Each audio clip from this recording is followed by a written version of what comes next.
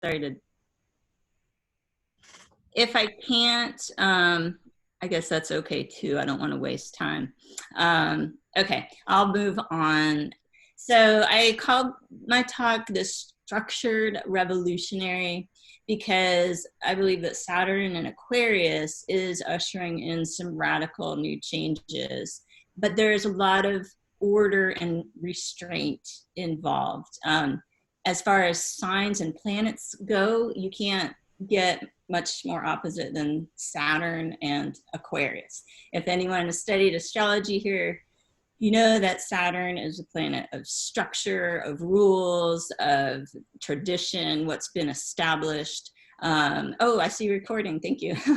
And Aquarius is more about radical new changes and rebellion. So we're really feeling the blend of both of these energies right now, and it's kind of just the beginning. So the backstory to what Saturn's been up to is it's been traveling in the same degree of Capricorn as Pluto has all of last year, continuing into this year. Now, this astrology, even if you don't know anything about astrology, I'm going to just kind of break it down into themes. So don't get too caught up on planets and signs if astrology is not your thing. What we're focusing on is the themes. So what Saturn and Pluto traveling together signifies is kind of leadership or systems that have been unsustainable being ready for a major revamp. That's the nutshell. And I think we can agree before this virus hit that it's been intense and people have been wondering, how long can it go on like this? So here comes Saturn in Aquarius starting today. We're getting what is called a sneak preview. Well, I'm calling it that anyway, because Saturn will dip into the first degrees of Aquarius from March 21st to July 1st. And then due to its retrograde cycle, and again, if you don't know astrology, don't worry about that term, but know that Saturn will finish up moving through Capricorn from July 2nd until December 16th. Now, at the end of the year, December 17th, 2020, Saturn will re-enter Aquarius for a longer time period, remaining until March of 2023. So at that time, it will have an important interaction with the planet Jupiter, which will also be entering Aquarius. And I will probably talk a little more about that in part 2 of the talk. But if we're looking at a long timeline, these next few months are sort of a sneak preview of what we might expect on a bigger scale in 2021 to 2023. Now, flipping my notes over. So this coming sneak preview months, it could be adjusting to a new reality, which we are. Aquarius energy brings innovation, adaptability, and the unconventional. So I came up with some theories about what to expect in the coming months based on this astrology. And this is the process a lot of astrologers do, is mix and match the themes of planet plus sign. And then we come up with several possible combinations of the ways it could play out. So unless you are a psychic, which Jan Spiller, my mentor, was, I do not claim that. I'm very intuitive, but a lot of astrologers who are just using the astrology can get a very clear read on what's going on, but they might have to see the most plausible interpretations and form some theories without knowing the exact specifics. I do use my intuition, but when I do this whole process of looking at the themes of the planets and the signs, I come up with best case scenarios and worst case scenarios, and then try to consider, okay, what could happen out of all of that. And another teacher of mine, Emily Trinkus, gave a really good talk on Saturn and Aquarius this morning, and she described expressions of signs as high vibration or low vibration. And I really liked that. that's kind of the equivalent of my best case and worst case that I had worked out. So you can think of it that way too. There's not good or bad signs. They have different expressions. And I think that we can be aware of the energies of these astrological signs and try to bring out the high expression through our own thoughts and actions. So some best case scenarios of Saturn in Aquarius could be some medical advances to save lives, because again, Saturn is systems and structures. Aquarius is innovation and invention. So we do have systems in place. There are people working on either vaccines or other preventative medicine. I do think it's a good time for astrological support of alternative medicine, because Aquarius rules the unconventional. And so even though it's becoming more and more mainstream, things like acupuncture that we in this room may think are quite normal are still considered unconventional in the big picture. So I like the idea of some new energy coming into our existing systems and opening people's minds. Aquarius is also a sign that rules the future. And so what is discovered medically now could help prepare us for a virus outbreak in the future. Our efforts in this time might not be a waste. I like to think of that. Other best case scenarios, thanks for bearing with me. New technologies that can help people work from anywhere, freeing their time, less pollution in the environment because there's less cars on the road. These are some things that can come out through Saturn in Aquarius. Freedom, just when you think of Aquarius as a sign itself, that's a very strong theme. If anyone out there is Aquarius, you're probably some freedom-loving people. So best case scenario under this astrology, freedom from oppressive systems, broken systems. People realizing how much we can do for ourselves. Closer-knit communities, a huge theme of Saturn and Aquarius, or especially the sign of Aquarius, is friendships, communities, working together for the greater good. And Saturn does represent what we're willing to work for, what we're willing to sacrifice for. And so, you know, we're calling it social distancing, but I think people here might agree that we're actually more socially connected perhaps than ever in our lives, and that maybe it's just physical distancing. And that's what I'm considering it. And now let's look at some of the, and again, these are theories based on astrology, and I encourage people to think of the themes of Saturn and Aquarius and then try to put together some of your own ideas.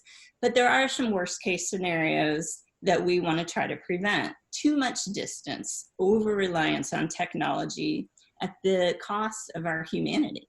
That's a real thing that can go with Saturn in Aquarius.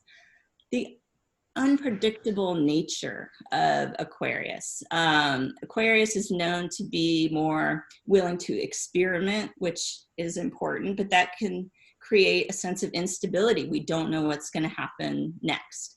And so, you know, financial instability, nothing feels normal. Aquarius isn't known to be associated with anything normal. So, and that's not a bad thing, but again, it can go too much the other way where it just starts feeling too chaotic. Now, you know, I was talking about revolution, Aquarius being the sign of revolution. That can be exciting, that can be necessary. It can also be dangerous. You know, worst case, I thought, well, what if things got violent or really unproductive? And then there's this backlash, like, and it turns into a police state or something. You know, these are worst case scenarios, but these are things that I like to keep in mind so that we can proactively cultivate the best case scenarios. And I even put on my list of worst case for Saturn and Aquarius, robots taking over our jobs. And I kind of was making a joke out of that. Then I thought, well, actually, you know, yeah, there is this whole technology thing, and like thinking sometimes that that's better than a human doing it. And again, like staying connected to our humanity. And these things are possible. They're totally possible. The best case is, to me, is just as possible. And so this is sort of an opportunity, like we're in this moment now that has us exploring different ways of living. So let's see where I was in here. Coming see for you. Oh, on a personal level, we're going to take charge of our own freedom and find what we have to offer the greater good. So Saturn is the planet, again, of work. It's very much associated with what we do, what we commit to and dedicate our time and efforts. And if Aquarius has to do with thinking of the big picture and the greater good, people will find themselves questioning, you know, what feels meaningful, what's going to help others, where are my skills best used? I've been already having these kind of conversations, and I imagine a lot of people have, because they just want to help. And you thinking about like the best way to do that using your own skills. So people who are born under the sign of Aquarius may experience the greatest amounts of shifts in personal life lessons under this astrology, because in the coming years, maybe not the coming months, unless you were born at the very beginning of the sign of Aquarius, but over the coming years, Saturn will go kind of by where the sun was when you were born. And that is usually a time where you're called to step up and assert what you're committed to, prioritize, take charge of your time and your power in some way. Also, other signs that can feel this strongly are the other fixed signs. So Aquarius is a fixed sign, as is Taurus, Leo, and Scorpio. So, and again, everyone's chart is unique. That's why it's really cool to know your chart, because if you have strong Aquarius in your moon, for example, or your rising sign, you might not always know that unless you have seen and understand your chart. So yes, those sun signs are important, but there's a lot more going on here. We're all kind of a unique blueprint in that way. So that's one of the things on a personal level. This is great. I'm actually getting through a lot more material than I thought I would. So people won't be missing out on too much of this. How am I on time, Lorelei? Yeah, you're just getting about to the point where it would be good to transition. So choose what's a good switching point for you. This is actually perfect. That I love how that works out. Yeah, because I want to go into what is happening at the end of the year, and that will probably take another 5 minutes or so. And I was going to give a chance for people to ask a few questions, and so I can switch to my other room for that. I'll put Saturn in. I just pasted it. So let's So what's happening is that Stephanie's going to go into what I call a medium room and continue her talk. And then in the large room here, in the big room, we're going to do an intuitive panel where we answer questions from the audience. So please, everyone, you're welcome to go and experience the rest of Stephanie's talk. You go to the Zoom link that's there in the chat right now. And if anyone's watching Facebook Live and they want to come to join the fair, we'll repost it by Stephanie. And then come to jointhefair.com is how you get back. Right, so as soon as you're done with the talk, come on back to jointhefair.com. All right. Well, let's see, how many of us do we have in here? We have about, and Galactic Ashley. Galactic Ashley, why don't you just jump in and introduce yourself if you're ready? We didn't have you introduce yourself earlier. So if you're able to do that, come on in and introduce yourself. Okay, I am sorry, I'm having, I was waiting in a waiting room. I don't know why. I just typed in I didn't go through the website. Oh, so sorry. Well, we're glad you're here right now. Yeah, go ahead. So you have about 30 seconds to introduce yourself, and then we'll go on. I am Galactic Ashley. I channel divine guidance for starseeds, connecting them to their galactic families. I'm excited to be here and excited that all of you are here. I am an energy artist and a channel. I have a 15-minute talk coming up at 6:45, and there are 3 spots left in my Galactic Guided Intensive Soul Inquiry group, which starts on Tuesday, that I'm really excited about, and I will be posting all of that in the chat. And I'm so excited to see this many people here. And thank you, Lorelei. You are so welcome. All right. Yeah, I was just looking at how many of us are here too. So we've got almost 70, we probably got about 60 or so of us right now. All right, great. Well, let's see. So we are here, the practitioners are here to answer questions from the audience. I don't think I've seen any questions come through yet. If you have a, well, let's see. If you want to do a session with a practitioner, this is number one. What supports us to continue to do this is to do sessions with our practitioners. So if you want to do a session, write to one of the practitioners in the chat. If you're on the computer, it's easiest. Just click chat at the bottom of your screen. The panel will open on the right. And if you want to, you can click participants also. That'll open another panel on the right. And you can scroll through the list. Everyone that has P in front of their name is a practitioner. I know Galactic Ashley was still getting that up on hers. So you can find the practitioners. They list their modalities. And you can write to them and do a session.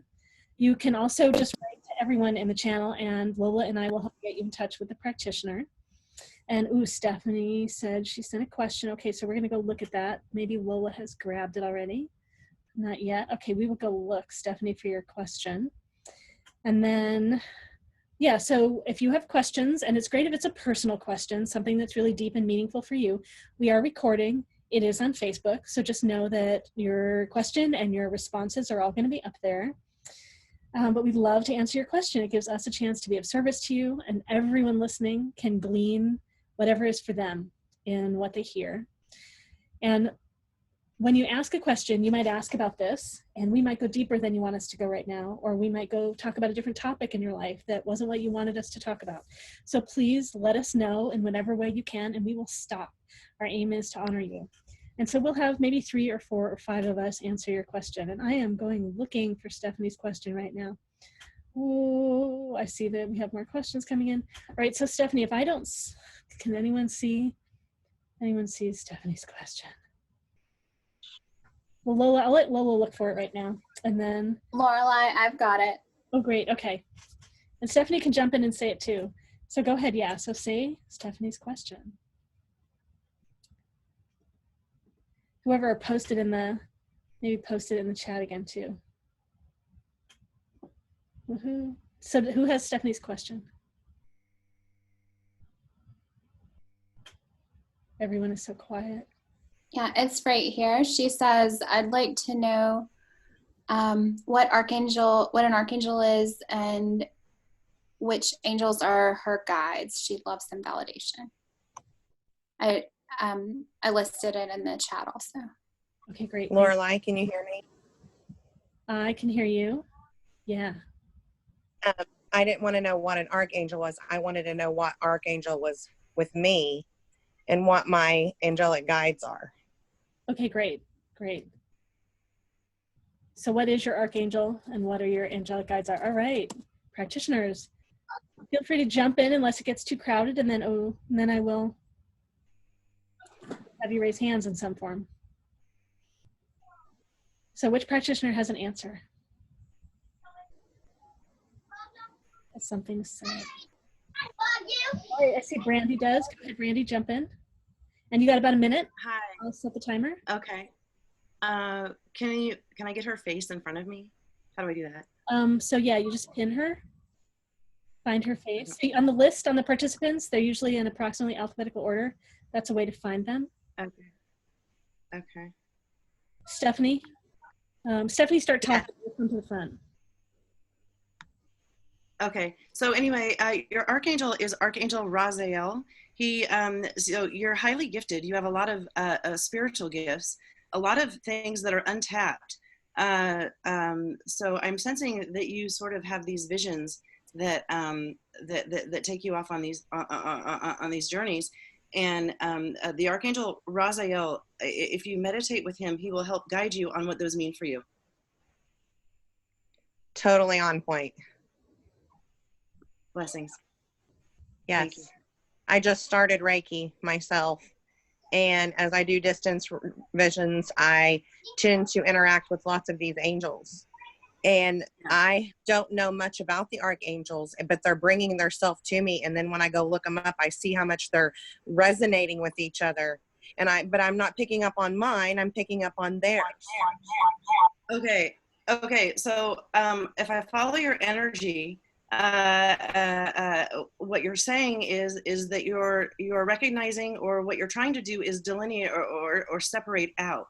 And what they're trying to do is kind of bring it back to we're all one. So put yourself in that same category. I'm there with them. Right. Equal. Yeah, I'm there with them, but I call upon my angels and my archangels, but for some reason, maybe it's because it's during the session that it's their angels that need to be working on them in per se. Maybe I need to do a session on myself to see if I get that same visualization, maybe. Okay, and I'm sorry, I want to ask a clarifying question. Are you saying that when you're with somebody that your angels are not there and theirs are? I know that my angels are there, but I don't visually see them like I do everyone else's. Oh, okay. So your knowing of who's there for you is your knowing. Yes. When you're with somebody else, you're observing it so that you can relay it to them. Ah. So you're wanting to know why.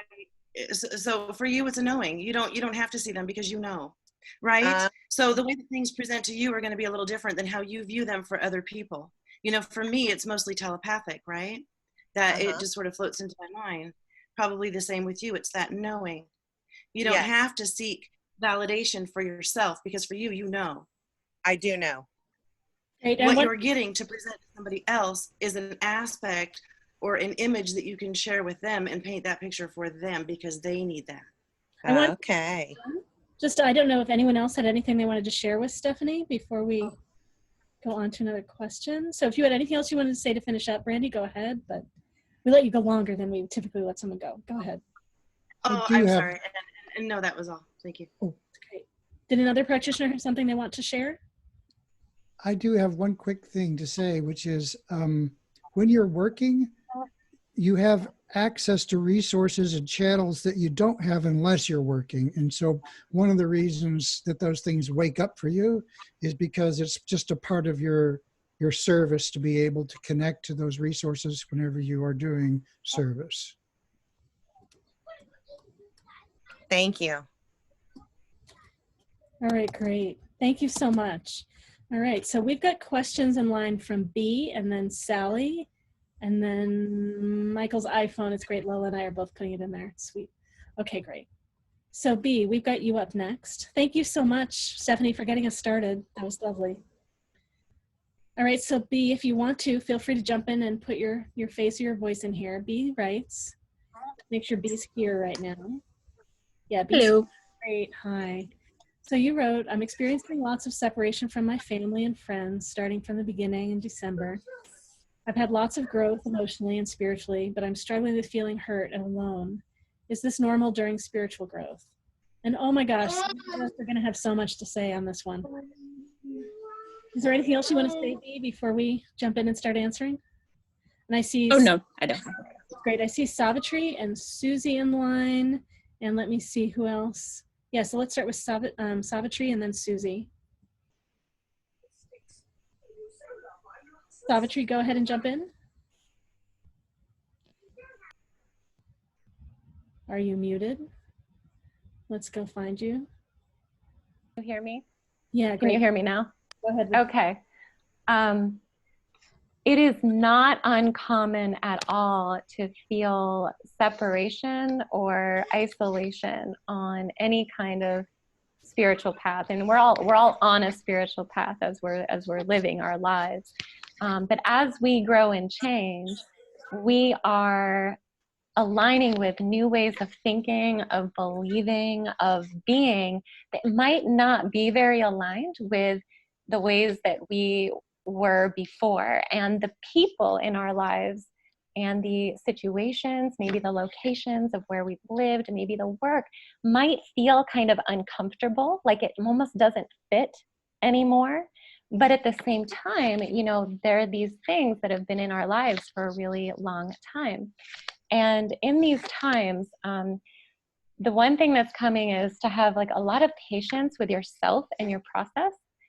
Really trust your process, and just let yourself kind of feel into like, where am I ready to have a little bit of change? And you might find that you move away from certain relationships for a while, It might become permanent, but you might just need time to grow and evolve. And it might be hard to do that when you're in kind of an old role or an old situation where we can fall back into old patterns. So yeah, that's what I would say, at least initially. It's great. Thank you. So Susie, if you want to jump in and share. Sure. Savitri nailed it on so many levels. It's almost like not necessary for me to respond, but you are acclimating to your changes. This is also a whole bunch of past life stuff that's coming forward. So the changes in relationships with your family and with those around you, this is some past life issues that you're finally saying, no, I'm done with that lesson. And so you're moving on. Yeah, you're going to feel lonely, but when you have some sort of online resource like this where you can come and hang out with people like us, then you're going to find that connection and be able to grow even more and even more comfortably. So those growing pains won't be so bad, won't be so hard. Okay. You're on it. You're going to be fine. Thank you. You're welcome. Thank you. And then it looked like Satora had a question or something to say. I mean, Satora had something to share. Yes, I wanted to share with B's question that feeling lonely is a very normal stage when you're in spiritual development. It's a very normal stage. It's like there's the stages of grief and there are stages of spiritual development, and feeling lonely is actually a good sign to some degree. It means that you're moving and that you are moving to a higher place of connection where in your heart you can connect and find a place in your heart where we are all connected. And on the way there, whatever is not resonating with that higher frequency, with that connection, is going to arise and come to your consciousness. On its way out, it's going to come say hello, I'm here, and love me, welcome me, and then it's gonna leave. So the difficulty about spiritual growth is that all these old things often come to the surface first before we get to reap the fruit. But it's a totally natural process. It's great. So yeah, I hope that helps. Yes, thank you guys. Great, thank you so much. All right, oh, and Madam Simon had a little bit to share too. Madam Simon, feel free to jump in. So, a couple of things were coming to me during that. First of all, as others have indicated, yes, it's quite normal to feel lonely or isolated during times of spiritual growth. But it also came to me that it's important to let you know it's not forever. And it's not necessarily a requirement. You know, sometimes we get into this mode where we think that, you know, oh, well, I guess that's just the way it is and I've got to go forward and be lonely. The past couple of years that Saturn has been in Capricorn have been emphasizing Saturn themes, and Saturn often correlates to loneliness. And as we're moving it with Saturn into Aquarius right now, that can also increase feelings of loneliness. So one of the key things to remember during these times is that, first of all, it's not forever. It will end at some point, and that it's important to be patient with your process, patient with yourself, and to remember to reach out to others. Something that can happen is that it becomes kind of a self-fulfilling prophecy to say, you know, oh, I'm lonely because I'm going through this period of spiritual growth and maybe I'm having difficulty connecting with other people, but you need to keep trying. And pace yourself at the same time, like recognize that, okay, some days you're just not up for it. And other days, maybe you are a little hesitant about it, but it's still worth trying. Thank you. Thank you. Great, thanks so much for your question. All right, we are going to move on now. We've got, just so you all know, we have talks in the queue, or I mean, we have questions in the queue. So we have Sally, Michael, Brianne, Danielle, and S. Gibbons. And practitioners, if you want to in the chat, you can mention which practitioners you really want to respond to. I encourage you to prioritize which ones are most important to you to respond to. I know you can't see all of them right now because chances are we can only have a few practitioners answer each. So we're going to move on to a talk now in this room. Let's see. So it looks Lorelei? Yes. Lorelei, it's Lola.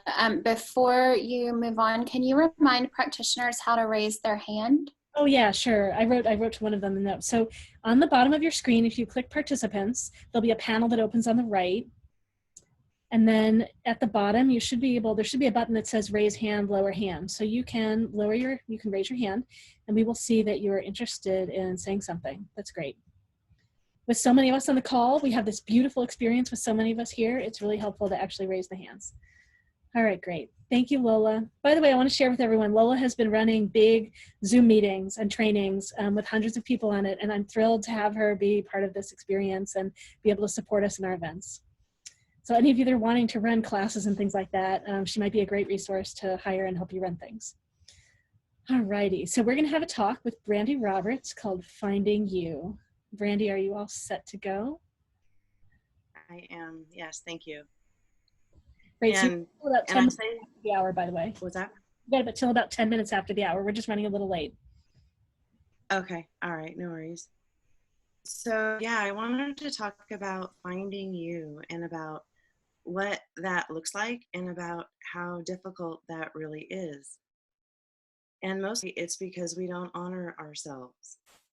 We don't honor much about what it is that we put into the time that it takes to build up the persona of ourselves. We just sort of go, this is my 2 cents, right? We sort of go on autopilot, and it becomes really difficult to navigate when all we're doing is reacting to things. So I like to talk to people about how they can get out of their own way. And, you know, there's kind of a lot of really good examples of how to do that right now in the media. And that is, how much do you really have to know about what Trump's doing today? You know, I mean, think about that. If you could for one day turn off your TV and say, today, I'm not going to give that my attention, what might surface in your own mind? What could, what hobby could you allow yourself to enjoy for the day? You know, have you always wanted to paint, but can never find the time, you know, but yet you sit every night and have to watch the news? You know, those are the types of things I talk to people about how they can stop focusing on what everybody else is doing and start focusing on what they're doing and become their own person. You know, I believe that we are all born a genius. Every one of us, we all have a divine spark in us that tells us, this is what you're meant to do. This is what you came here for. This is your purpose. But, you know, if you're sitting in a cubicle somewhere with 50 other people every day during the week and you go home miserable every day, is that what you came here for? Probably not, right? Does that give you happiness and joy? I mean, for some people it does, right? And maybe that's for them. But, you know, if you're one of those that comes home every day really miserable about what it is that you're spending your time doing every day, you know, ask yourself, why are you doing it? Who are you pleasing? Are you pleasing you? You know, it's the same thing about people who stay in relationships that aren't serving them. And excuse me, 2 things I should probably mention. My energy runs and I bounce. I usually pace when, so I'm going to be bouncy, and my nose runs when my energy runs. So bear with me on that. But, you know, do you stay with somebody for comfort rather than desire? How much do you pay attention to what your body tells you? How much do you pay attention to what your subtle body is telling you? You have plans this weekend to go to a concert, and a friend calls up and says, I'm in a jam, I've got to move this weekend, come help me. What do? Do you forego your own desires to go help your friend? How does that make you feel? These are the types of things. You know, we all have a choice. It's really interesting. There's a lot of people out there saying that we don't have choice, that there isn't free will, that we're suppressed in all these things. But the real reality is, it is only us and our mind keeping us from perceiving potential, from perceiving what it is that you were born to do, what you were meant to do. I'm going to share a personal example because this is really important, apparently. I feel compelled to tell you. When I was little, I had this image of myself as a superhero holding fireballs.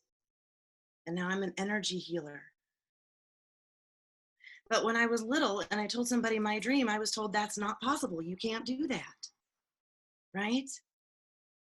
What does your dreams look like to you? What did you want to be when you grew up?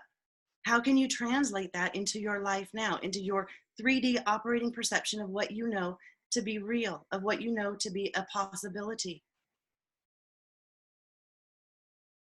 And then expand that. A lot of us are becoming multidimensional. We're starting to perceive that our physics that we knew are changing. What opportunities are opening for you in these changing times?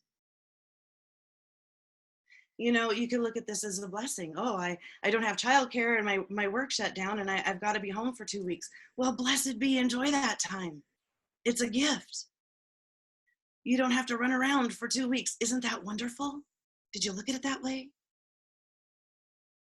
We're not conditioned to look at things that come our way like this with positivity. We're conditioned to have fear. Oh, I'm going to be without. I'm going to lack. I'm going to be less than, right? Who wants to just sit back and go, okay, you know what? I've been wanting to read this book for quite some time. I've got the opportunity now to do that. I wanted to check out what the Bible says. You know what? Now I've got some study time. I'm going to take advantage of that. I've wanted to get to know my kids so much because they're gone all the time, and now I've got the time to do that. Thank you for that, right? Become grateful. Grateful for what it is that you're receiving, and find the hidden blessings in everything. Because there are blessings. We are just not conditioned to see them. We're not conditioned to receive either. You know, many of us on our spiritual journey and finding out who we are go through moments of sheer terror. Because when bliss comes our way, when everything starts going our way, suddenly it's like, wait a minute, something has to go. I need to trigger something. Something's got to go wrong because I'm feeling really great right now, right? We do that and we don't know that we're doing it. From the time we're little, we are conditioned out of being who it was that we were born to be. Well, you don't think like Susie. You don't act like Johnny. You tap your leg. Oh, you must need self-help therapy for your energy. You know, you twirl your hair. My God, there's a self-help group for that, right? Who's going to tell you to be you? You have to. You have to get rid of your skepticism about who it is to be yourself, and you have to be yourself because you're the only one that can do it. You are born to do it. Did you know that? You were born to be those things in the back of your mind that you want to be. How many of us actually stop to think, well, wait a minute. You know what? That's right. I have a choice. I can change my life right now. I worked in corporate America for 20 years in finance. And then I had a spiritual awakening. And oh my word, my world changed. It could have crumbled as I navigated back to nature and back to self and back to what it meant to be human, expressing, losing judgment and lack of tolerance for other beings, and recognizing we all have a heartbeat, we all have desires, we all have fear, we all have distortions, right? Think about these things as you go about your life. What do you think of when you wake up in the morning? What new and exciting thing is coming my way today? Was that your thought? Did you believe it? Do you believe what you tell yourself? I'll share another personal experience. I went through a phase where I had to make sure that I don't know why I said it that way, where I was working on my body image. You know, I'm overweight. I'm not a supermodel. And I'm single, right? So all those things that whatever you can perceive to come into the mind does, right? So I went through this phase where I got over all that and I got over all that. And then all of a sudden I had this huge release of something. And then in the back of my mind, I could hear it again. You're not worth it. You're not worth it. You're too fat. You're not smart enough. You're not worth it. So you can think that you've overcome something on this path, on this journey, until you release some major thing, have another powerful transformation, and suddenly those old fears are back. They're habits. They're ingrained. It takes a very strong mind to overcome the negativity that we are conditioned into. But you can do it. Anytime somebody tries to tell you something about yourself, choose to decide, do you really feel that way about yourself? You get a crappy write-up at work and you feel like you busted your butt all year, right? And you're wondering, is that review really about me? Think about that. If you're a number in a company, is that review really about you as a person? No, not likely. Is that how you fit in some spreadsheet in your production for them? And I don't mean to be down or anything on anybody else. I must be speaking to somebody pretty specific here. But, you know, the thing is, a choice in what it is that we choose to do with our time, what it is that we choose to perceive about ourselves. As we grow, I sort of started this, you know, this is sort of the image that I get, and that is here we are, right? But as people start to tell us what we're not, you have no common sense, you're not smart enough, you don't do this, you're not clean enough, you know, you have a snot nose all the time, all these things, we start to shrink and we start to become less than when we start to believe those things. And then we operate from this space, a space where we are blocked. Unless you take out yourself and become yourself and stand up and say, I'm worth it. I can do those things that I want to do. I'm all right. I can do all that. Then you are fighting a battle because your soul has a desire. Your soul has a call to do something. And it really is your choice whether you do or do not do it. If you choose to do it, great. If you choose not to, don't blame anybody else because no one ever is to blame. You know, one thing that I've learned is we all, and I don't know my audience, this is a larger audience than, but you know, we all overcome quite a bit to get to where we are, but we're all here, right? We're all on our road. We're all facing forward. We're walking our journey. We can turn around and keep looking back and go, oh, well, I went through this and oh, I went through that and oh, I went through that. And we can keep playing that victim, right? Or we can recognize it was an experience that we went through. It was something that we encountered. But does it make it all of who I am? All of who you are? No, it was just an experience. You want to wear that like a badge your whole life? Or do you want to step out and say, I got things to do, right? Right? There's a lot of talk right now about the time is now and I'm late and I'm late. And again, all this stuff is just my 2 cents, right? I work through meditation. I'm not going to name drop because I really can't. Unless you know physicists. But you know, really, it's just, I found my way from asking myself the questions and asking my guides to show me the way. And they pointed me the way, and they'll do that for you too, but you got to ask the questions. You got to want it, right? And I really, really, really love helping people through their blocks of belief, of what's possible.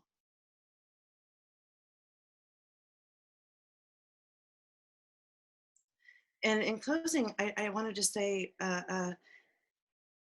there's this feeling that we have to get moving. We have to do something now. It's hell and damnation if we don't. And I just wanted to share that my perception of that is just that it's time to get started. It doesn't mean that we're on this race against time. Just that the time is now for you to find you. The time is now for you to be you. For you to not be afraid of what that looks like, you know, what that sounds like, who you're offending. You know, if somebody says something that I don't like, I need to take a look at that. I need to understand, why was I set off? Why did that make me uncomfortable? It's not, there's no accountability if I go back to that person and say, why did you say that? Right? It's on me. I'm the one that had the reaction, which means I'm the one that needs to do the work to find out why I had the reaction. That's how you find yourself, by finding what triggers you, what sets you off, what now than 10 minutes ago. 10 minutes ago, I was fine. Now I'm all anxious. Why? What changed? That's how you start finding out who you are, finding out what makes you tick, what your desires are. Anyway, I'm staying present for the rest of this. I'm not going to go off into a separate room. If anybody does want to meet with me privately, you can message. And I appreciate your time. Thank you. Blessing. Great. Thank you so much, Brandy. That was lovely. Yeah, so Brandy's going to be putting her information in the chat for anyone that wants to reach out to her, chat with her in a medium room or do a session in a small room. We're going to go through and do our practitioner introductions again, and I'm going to have Satora share first, because right after that she's going to be going to a medium-sized room to give a talk. So let's see, what order are we going to go in? Let's start from the bottom and go up now, except that we'll go with Satora first. And some practitioners won't be here because they're doing sessions. So we'll have Satora and then Anne-Marie, and then Brandy. You can just jump in and share about yourself again if you haven't gone up to another room already. So yeah, Satora, then Anne-Marie, and then Brandy. Go ahead. Hi, my name is Satora. I'm with Well of Love. I'm an energy healer, and I also do channel readings, intuitive guidance sessions with Ascended Masters and Angels. And I'm offering 25% off at this fair of all sessions, and up to 75% for those affected by the pandemic. I'm going to do a breakout session right now at 5:15 about simple self-care hacks to help you through these stressful times. And I'm also offering a group online called Community Healing and Prayer. If you want information, you can private message me, or I'll put my information in the chat. Call me or text me or email me. Thank you.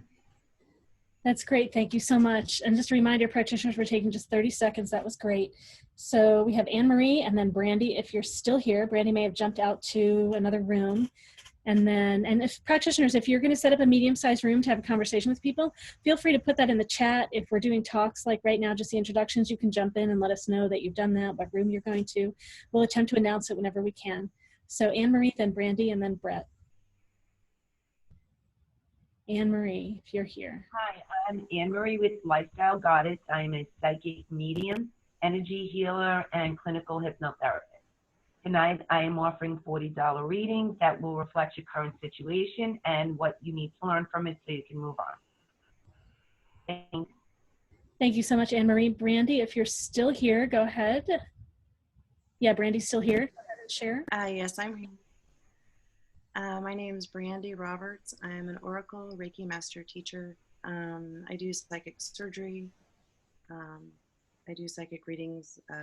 I'm a quantum energy healer. So I read energy. I hear vibrational differences when people speak, so I can sort of detect where they sort of went left when they could have benefited from going straight, or maybe hooked a little bit of a right even. I do have oracle cards. I pull them out occasionally. For tonight, I work always by donation only. And tonight I'm just going to stay in the main large room to be available.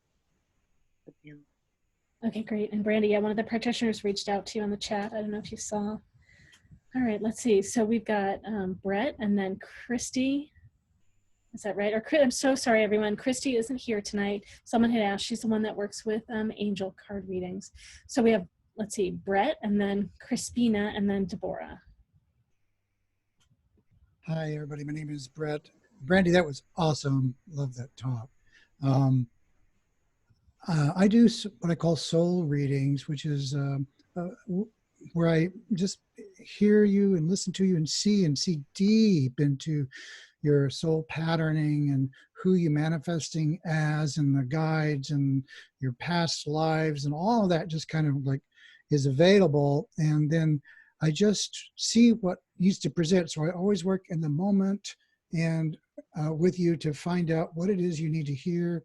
And we can talk about how to unlock your scenario, or and I provide very specific guidance in terms of helping you leave the session with things that you can actually do, not just information, but things you can do to help you connect more fully to the truth of who you are.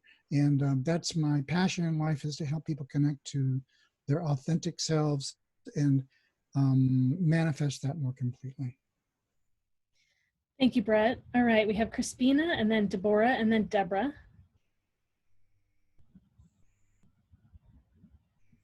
Crispina, if you're here. Crispina might be out doing a session though. Let's take a quick look. Yeah, Crispina. I'm here. Okay, I'm here. I'm Crispina. I'm from Kirkland Body and Brain. I'm going to do energy healings and chakra healings today. What I can actually say is I work with energy in terms of clearing your energy channels so you can breathe better through this terrible pandemic that we're in. And that's what I want to do. So please feel free to contact me. Thank you.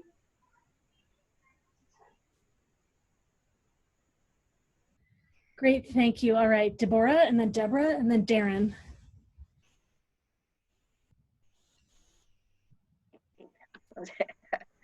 All right, I'm Deborah Beatty. I am an autopilot disconnector.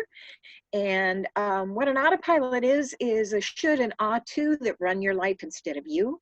And I teach people to overcome shoulds and ought tos that have triumphed and help them triumph over past experiences, to go from surviving to thriving, and embrace created lives of power, passion, and possibility.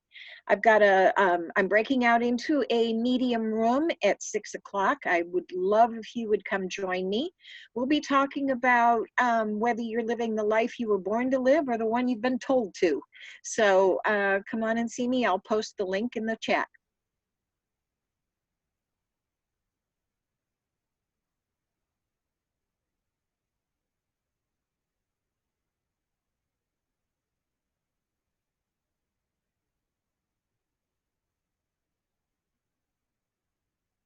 No. Oops, sorry, I was muted. I just posted in the chat so the different talks that are coming up too, so everyone can see. All right, great. Go ahead, Deborah. Hi, I'm Deborah Talbert, and I am the proprietor of Souls in Touch, which is a transpersonal life coaching practice. I am a certified coach in executive and business and leadership coaching, and have worked in the corporate arena for more decades than I probably want to admit. And last year I founded Souls in Touch. My focus for that work is to bring your soul's story to life. And the way we go about that is to assist you in waking up and having access to your own alt awareness and wisdom and getting that to work in your own life. And shortly, maybe next, I'll be doing a talk sharing a bit more about that practice, and then also we're going to do a little mini practice with one of the techniques. So stay tuned. That's right. Deborah's talk is next after we do the introductions. All right, so now we have Darren, and then Galactic Ashley, and then Henry.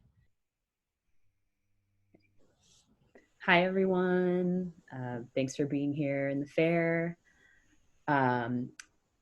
My name is Darren. I'm an empathic tarot reader, and my tarot reading style, I like to really go deep into whatever situation you're having and really give you deep intuitive insights and have you leave the reading feeling really empowered to create a future that's in alignment for you versus sort of just telling you your future. I like to give you some action and advice.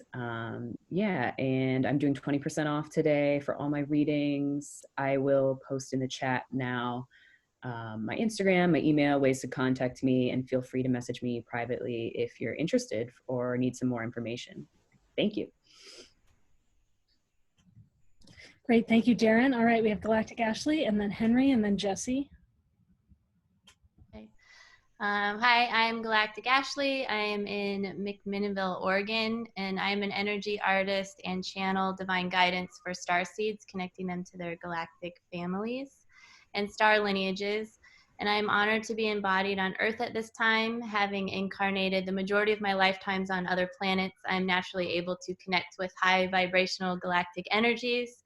And I use light language frequencies and work with your star family to facilitate high frequency healing transmissions and encoded activations as your drawing unfolds. So tonight what I'm doing is I'm offering, they are galactic light energy drawings, and I will be doing them remotely and then mailing them to you. So it's artwork that you can work with, kind of like a personalized charging station, and the information will be broadcasting to you. And I will also channel information on the back after I connect with your beings, and then they will be mailed to you. So that is $25, and there's a coupon code in there for you guys to use. And then real quick, I have a 3-month Galactic Guided Intensive that's coming up starting on Tuesday, and there are 3 seats left. So I will post that information in the chat. Thank you very much. Oh yeah, and get your galactic groove on. So.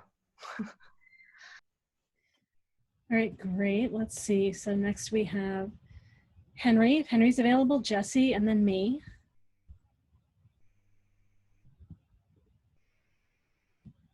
So Jessie, go ahead if Henry's not able to jump in right now. I think Henry's getting ready to set up a medium room.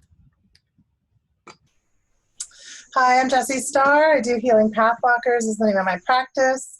My passion is helping you connect with your alignment and learn how to re-heal those fractures in our consciousness that form as we're growing up and we make these choices and decisions. We say no to yet ourselves and yes to others, and that creates these fractures. And so many people here are talking about it, so I teach from my perspective on that.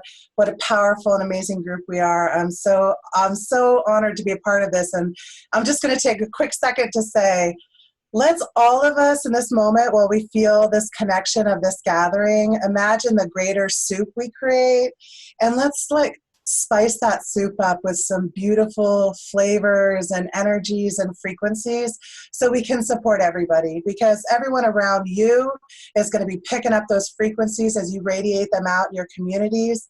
And that's why we all got sent home. Stop playing with others. Don't play with your hands. Play with your frequencies, and I invite you to play. Great, thank you, Jessie. All right, so I'm going to go next, and then Lauren, and then Sandra, and then Satora is probably in her talk. All right, yeah, she's already gone. All right, Savitri is going to be next. So me, then Lauren, then Sandra, then Savitri. All right, I'm Lorelei Schmao. I'm an intuitive eye reader. In addition to running all these events, I also do my own work. So I use a set of archetypes called Thrive Types to describe what I see in people's eyes, like eyes are a window to the soul. And I think we all see so much in each other's eyes. I use these set of archetypes to describe what your gifts are, what your life purpose is, how you most easily engage everything in the world, how you protect yourself, and what your lessons are. I have a book on the 7 talents of Thrive Types. It's one of the most important traits that I read. I apply it to life purpose, career path, matchmaking, relationship coaching, all kinds of different things. All right. So now we've got Lauren, Sandra, and then Savitri. Hi, I'm Lauren Purifoy. I'm an intuitive, I'm a channel. I have a unique way of, I have my own vibrational medicine line. I channel what people refer as light language. I think of them as harmonic transmissions. So they do a number of things that's unique for each person. Mine come through in languages and song and toning, and it's different depending on who I'm working with. I'm offering $1 a minute transmissions for the fair, or readings with the vibrational remedies. Those are $4. And then I have a remote course coming up for April called Spirit of Stones. I do a lot of energy medicine work, stone medicine work, and feel a strong connection to getting us really connected in with Gaia, and our healing is her healing, and we really need to come back into that balance. So thank you so much. Great, Lauren, thank you. And we missed Henry, and it looks like Henry is back. So Henry, if you're ready, go ahead and jump in. And then we'll have Sandra and then Savitri. All right, my business is All is Divine Tarot because I am divinely guided and have been my whole life. And where I particularly like to help people is on their hero's journey. And before I began to be a tarot reader, I was just a life coach. I'm also a certified life coach. Then it became really clear that my hero's journey is being a tarot reader. And so now, since this has made the most profound difference in my life to actually be on my hero's journey, I can guide other people in that. So if you have, if you wonder what your path is or exactly how to fulfill on that or how to connect with that, just hit me up. I can help you with that. And I'm doing something like, $17.50 or $15. I really don't care. If you need it, I'll be here. You can reach me at 206-790-2331 at allisdivinetarot.com. And I also have a Zoom room set up that if you want to connect with me there, it's zoom.us/J/721-502-000. And I've also put that in the chat, so you can connect with me in all these different ways. Great, thank you, Henry. I want to mention too, I just put the list of people's questions we have for the intuitive panel, and we're not going to get to all of those in the intuitive panel sections we have. So if you really want an answer to your question and you're not at the front of the list, I recommend that you choose a practitioner and do a session. All right, let's see. So we have now Sandra, and then Savitri, and then Stephanie. Hi, I'm Sandra Jeffs, and I do Theta Healing. And Theta Healing is a way to release limiting beliefs and replace them with beliefs that empower you to close open lifetimes, finish up karma.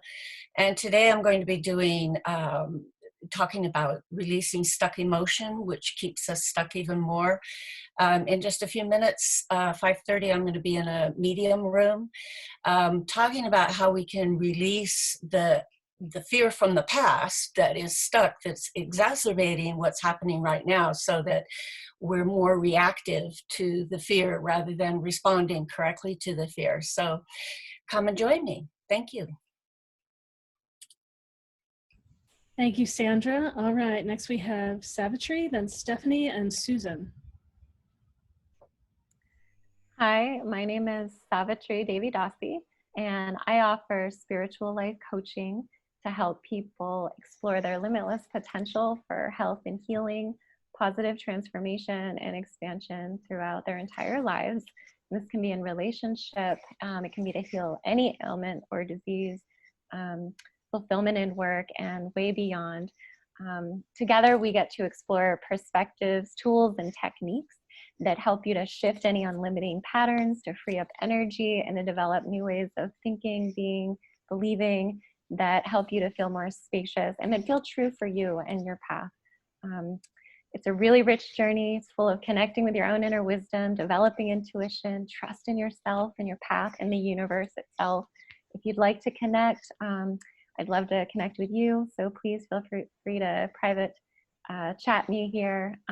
Also, my email, I will be typing up right after this because I keep forgetting to do it. So yeah, and enjoy this fair. It's really great.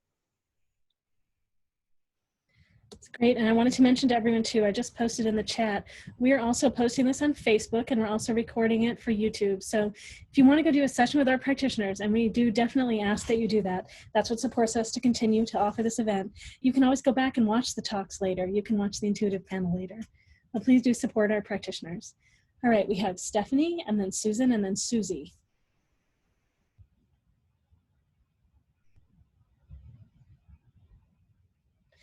Is Stephanie here? Stephanie is here? Yes, she is. Wait, are you looking for Stephanie Shea? Because I already did Stephanie my Shea, go ahead and did you already do a 30-second? Did I miss that?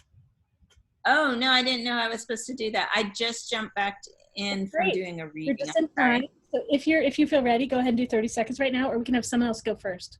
Oh, it's perfect timing. This is great. I'm Stephanie Shea. I was just typing in the chat. I'm an astrologer.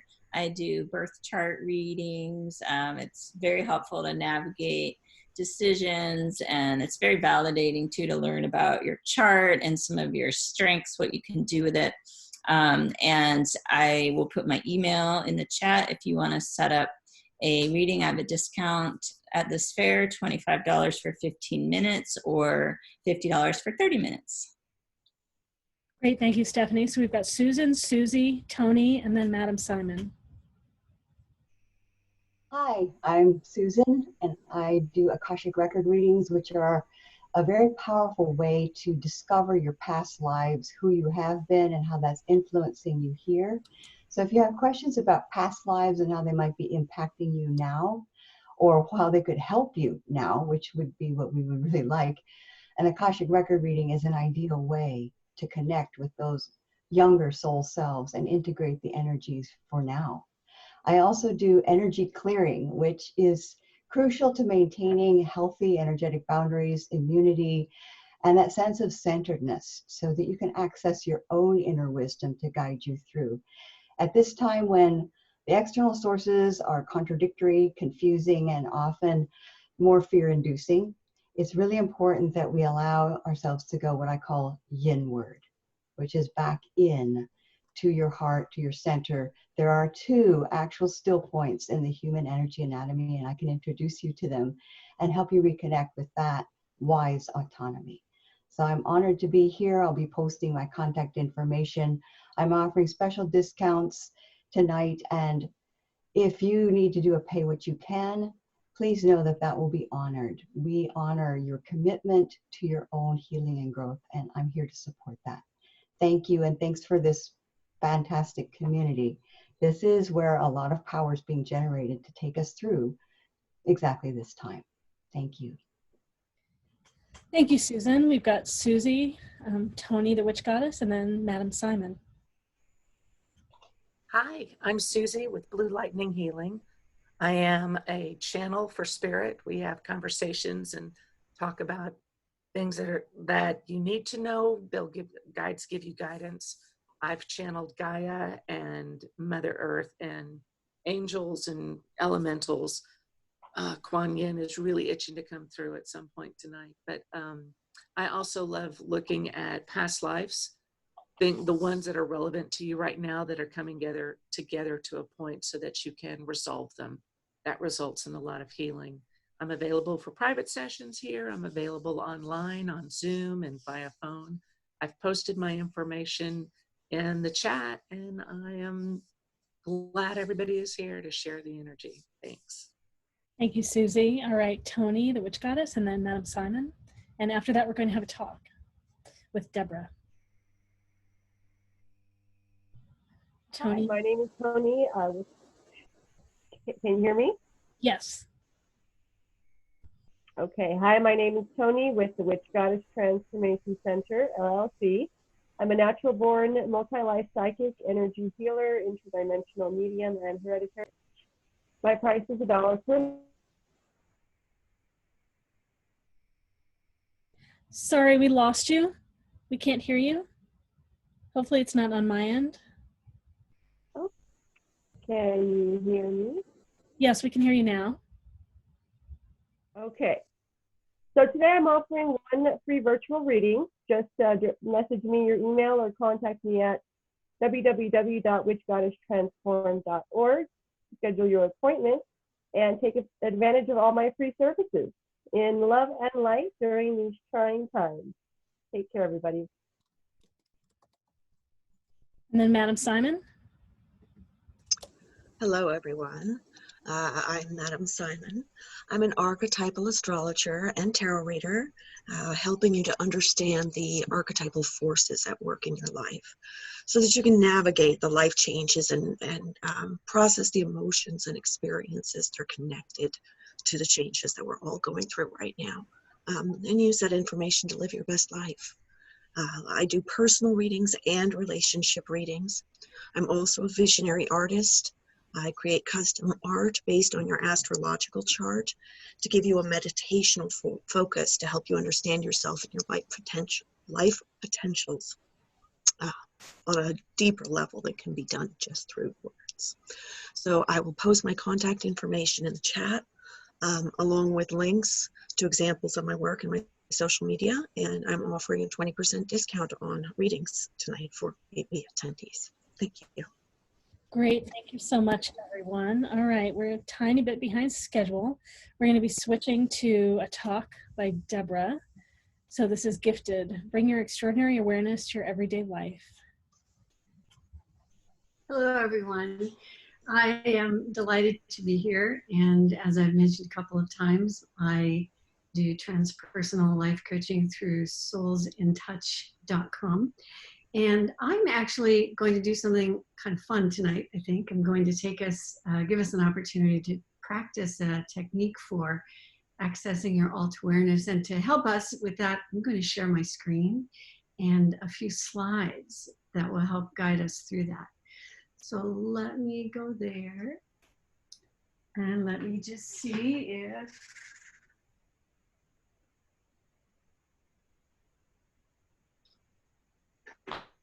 Yep, we can see. That's great. All right. Excellent. That's terrific. So you see something that says Gifted, how to bring your extraordinary awareness to your everyday life. And that's what we're going to look at today.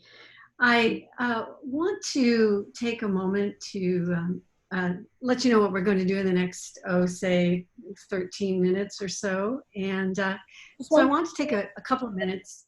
Sorry, I'm jumping in. Do you have two screens? Or just one? Oh, you're right. Let me just see if I can. Yeah, unshare and then share the other screen. Stop share. And then share the other screen. Yes, sorry about that.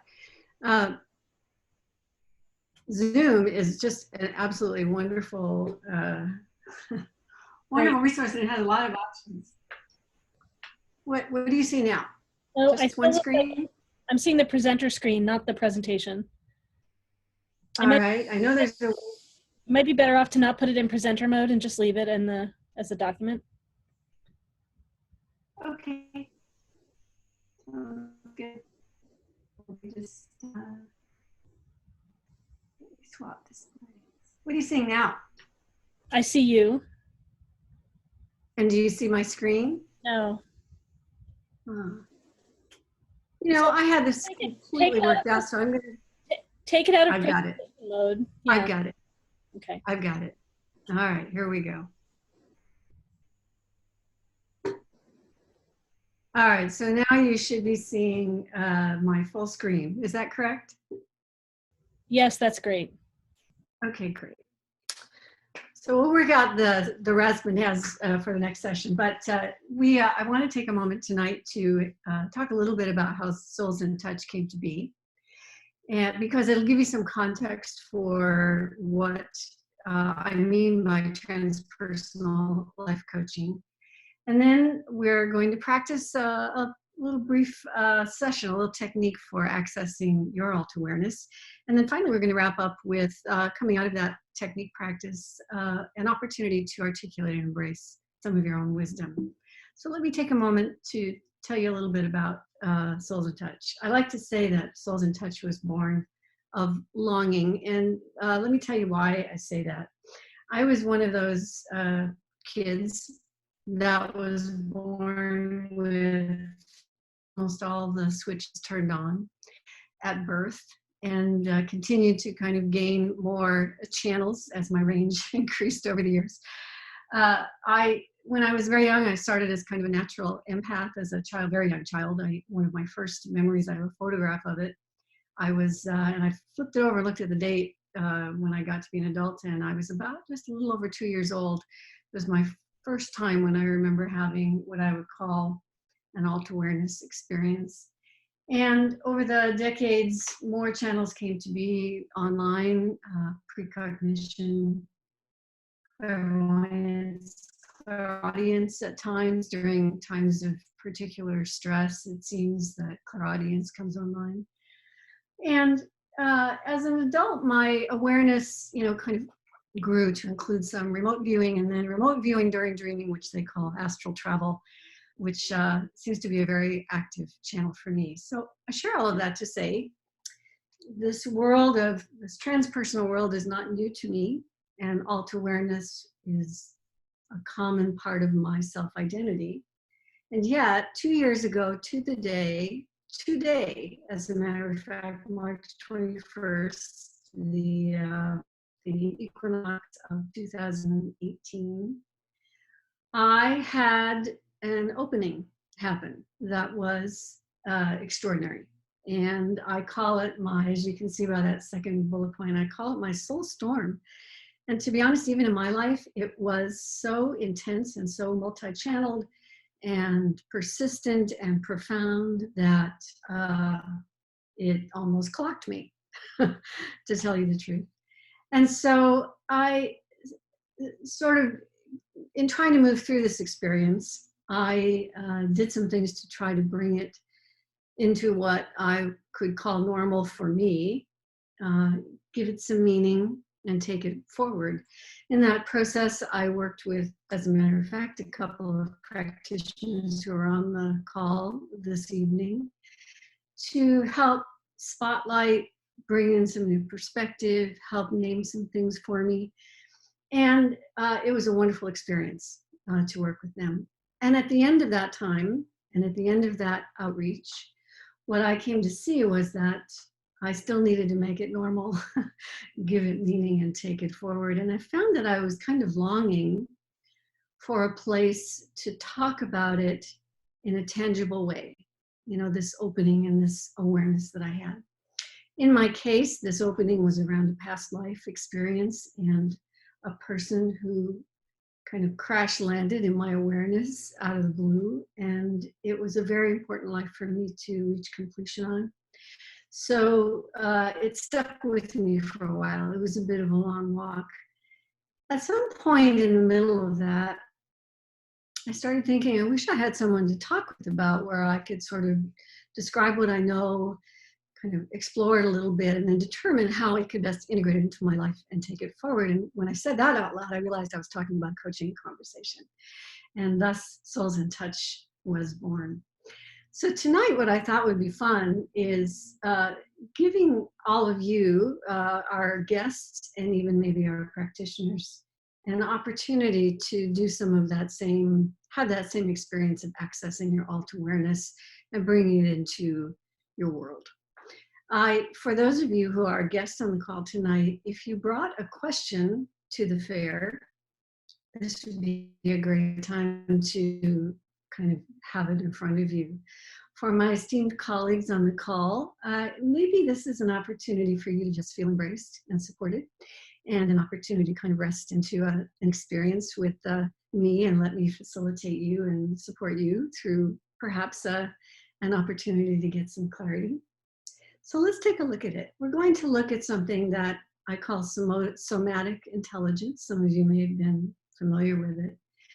And there's a quote from a fellow colleague of mine, a coach, and she says, "The body is an energy being," we all know that, connected to everything.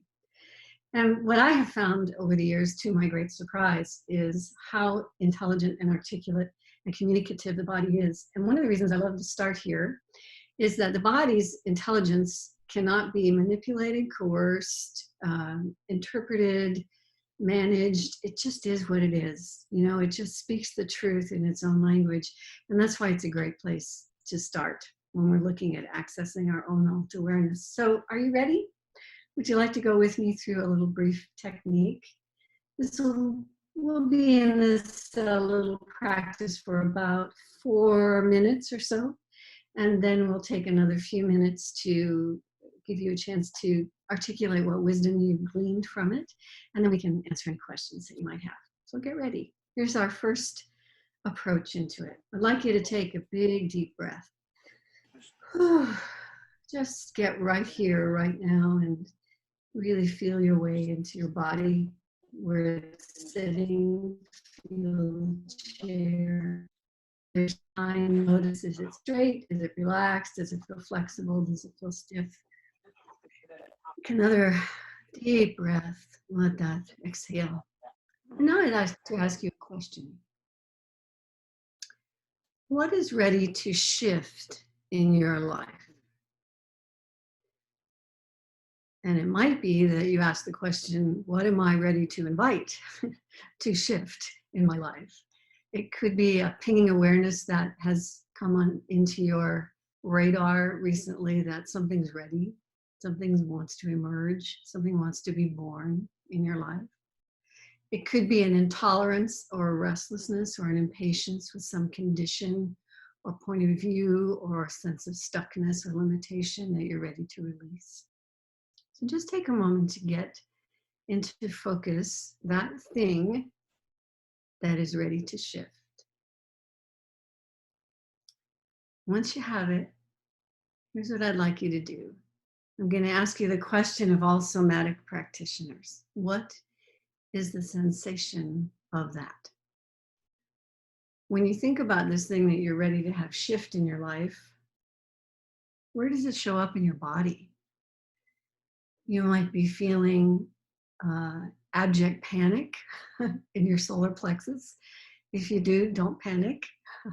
That's your body saying, I really want your attention. You might feel an opening in your heart chakra or closing or pressure. You might feel something across your shoulders. You might feel your legs activate. You might feel your hands. When you focus on that thing that is ready to shift, what is the sensation of that?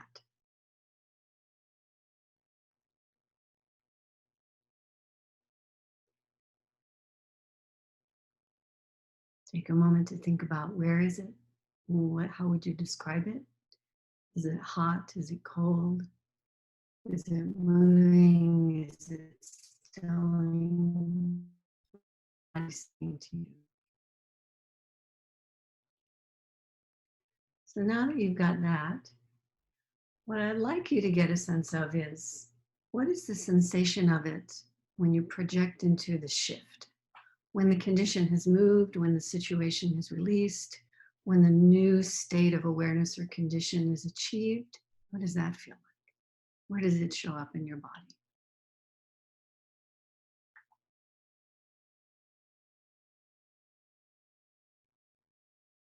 What do you notice about the current state to the future state in terms of the shift that you're looking for? Now, I'd like you to kind of attune to what it will be fully like. Step right on into the shift when it's complete, when it's whole, fully realized, fully unfolded in your life. Move there.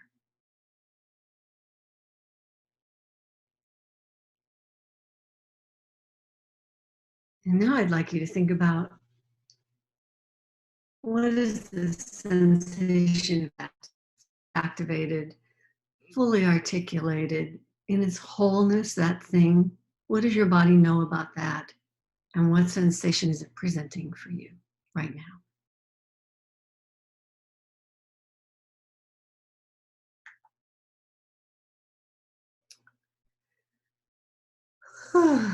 Take a deep breath. Inhale. Exhale easily.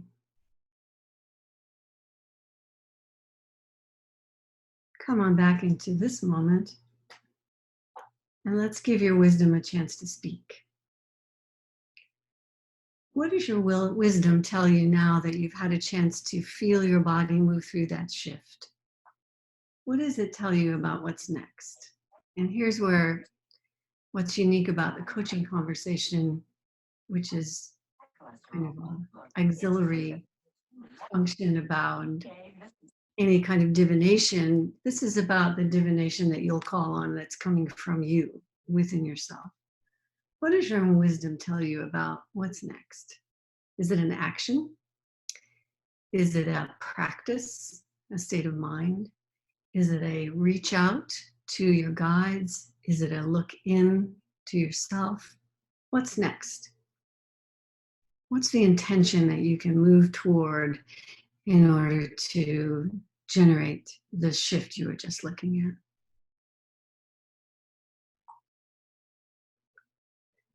And so I'd love for any of you who have some insight that you would like to share to either drop it into the chat room or please speak up and let us know what might have moved for you in that, any new insight, any expansion for you.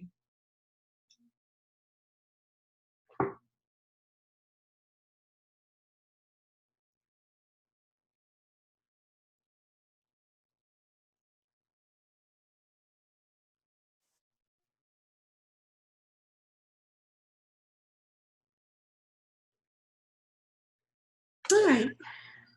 Looks like there are a couple of things in the chat, and it sounds like somebody has an insight. Go ahead. I heard a deep breath there. Well, I was going to say something. I'm Jessie Starr. I absolutely love that. Thank you. That was so concise and very beautifully elegant. And I think it's so powerful tapping into our inner teacher. For me, as soon as we started to tap into what the discomfort was, it was in my throat, and I could feel this like irritation there. And it was perfect for me to be able to open and to be able to feel what it is, and then shift through that irritation into what does freedom feel like. Freedom from the idea that what I could or couldn't, or how I could or couldn't, or that speaking is the solution, right? This idea, which is my biggest problem. I always try to speak my solutions out. And sometimes that's not the solution. Sometimes it's not. And it was like this freedom, this release of the idea that it's my job to ensure I'm clearly communicating. So that was wonderful. And I just hadn't looked at it from that perspective. Thank you. I loved that. Beautiful. Thank you so much for sharing that. I agree with you. When I started becoming aware of all my channels, I tended to be kind of heady. You know, I was a clairvoyant by nature, so I tended to be all up in my head, not to make too much of a point of that. And so when I've gone to workshops, kind of early in my work as a psychic, and I realize how attuned we are to our body, how much our body is saying to us, I continue to feel quite awed and sort of humbled in the presence of my body's intelligence. I'm still always unexpecting. I don't expect it, and then there it comes. So I've found the same.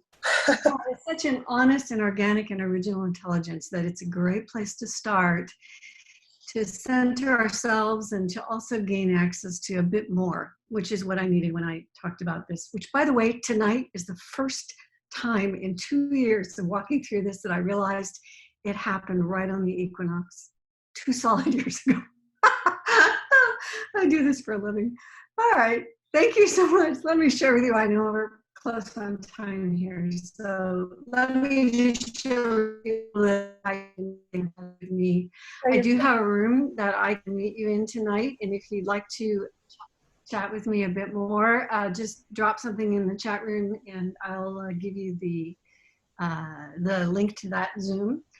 Here's a bit about me. I do a workshop, techniques for accessing your alt awareness. I'm going to do that this coming Tuesday, at online from 7:15 to 8:15. There's no charge for this time in consideration for our psychic whole as beings. You can go out to soulsintouch.com and register by scrolling down in the workshops section. Also, I do one-on-one sessions. For MeWe attendees, a 30-minute pre-scheduled, not tonight, pre-scheduled, $20. If you put that in the code when you register, it's normally $45 as well. It's been a joy having a chance to share this with you all. And if you'd like to talk with me one-on-one, just let me know. All right. Thank you. Yes, Pacific Standard Time. Thank you for asking. And could you just unshare your screen too, so when you're done, yeah, so everyone gets a chance to see it, so we can see. Sure. It. Yeah, go ahead. Leave it up for a moment. Great. All right, I'm going to stop sharing. Thank you, folks. Great. Thank you so much. All right, well, we've got a few minutes here. We're going to do some of the intuitive panel. So much happening in this chat. I know I'm a couple of messages with some of you. I will get in and look at the chat in just a few minutes. Let's see. So we have a number of you in the line to have questions answered, and I think that maybe some of you are not here at the moment. So let's see. Sally was going to be next with a question, and I don't see Sally. Is Sally here?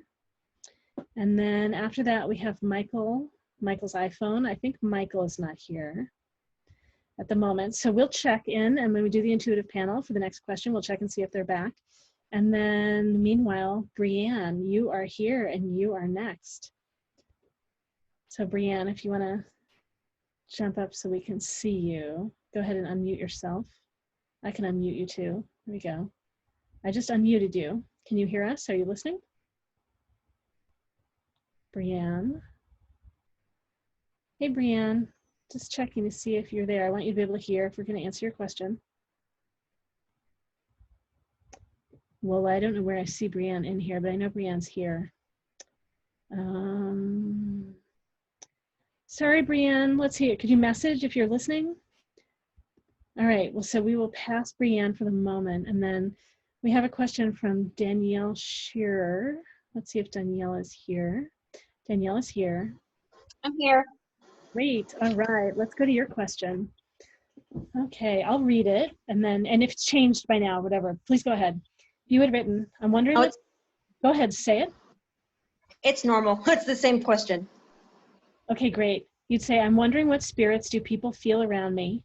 I know who two of them are, my grandfather and my friend Colin, who passed away. Can anyone sense anyone else? Also, how can I communicate with more unseen energies? And I'll put you to the front again if you have your camera on there. Great, so we can see you. Yeah, if anyone else wants to do that. Oh, and Brianne's here and couldn't hear. Maybe, well, we'll get back to Brianne after. Okay, so Danielle. Let's see, and practitioners, we have Susie's hand is up. Susie, go ahead. If any other practitioners want to speak to this, go ahead and raise your hand. Okay, so Danielle, first off, just open up to hearing other guides. Okay. And it's not, and because dead people want to talk. I mean, I can't get my dad to shut up sometimes, you know. But so just open up to tell them they do need boundaries established, because they will come and talk to you at any time. Your guides ask for your guides need you to ask for their help. They're not going to swoop in because you have free will. If you're going to figure it out, if you're not, or whatever. But you know, as far as guides are concerned, Archangel Michael is pretty. Pardon me? Yeah, yesterday I had a card that was pulled, and it said, "Ask for angelic guidance." Yep. And I was like, "Okay, that's interesting." So that makes total sense. Okay. It does. Yeah, just ask them to help you. You don't have to be specific, because I think we've established it earlier, is that we're all part of the same energy. We're all one with the energy. Absolutely. And I don't know all the angels' names. It hurts my head. So I just say, you know, whoever's going to help me, come and help me. And the same thing with the deceased, with those who have passed over. Just open up to talk to them and they'll be there. Thank you. Mm-hmm. Hi, this is Deborah. The moment you came online and asked that question, there was the most buoyant being. Sort of, if you can imagine the way if a cat was not formed, and the way it swirls around your legs and up around you and it moves around, but imagine it was not a temporal. Would you say it was a cat spirit? That's a really great question. This was kind of a playful, joyful, it was kind of a blue stream. I have a cat on the other side too, so. I had a distinct feeling, well, it could be. I'll just tell you what I see. I won't try to interpret it, because I want, that's kind of my thing. I want you to have your own knowing about it. Okay. Here's what the being did. It's a blue mist. It immediately hopped right on you and joyfully, playfully kind of circled itself around your head and your shoulders. And it wow, what joy. I almost want to hear the name Max or Nex or something like that. It was sort of a clever name, but I almost have a feeling this energy being has never been in a temporal body. It's just some being that has given itself to you to raise your spirit. It's blue, it's pale blue, almost aqua blue.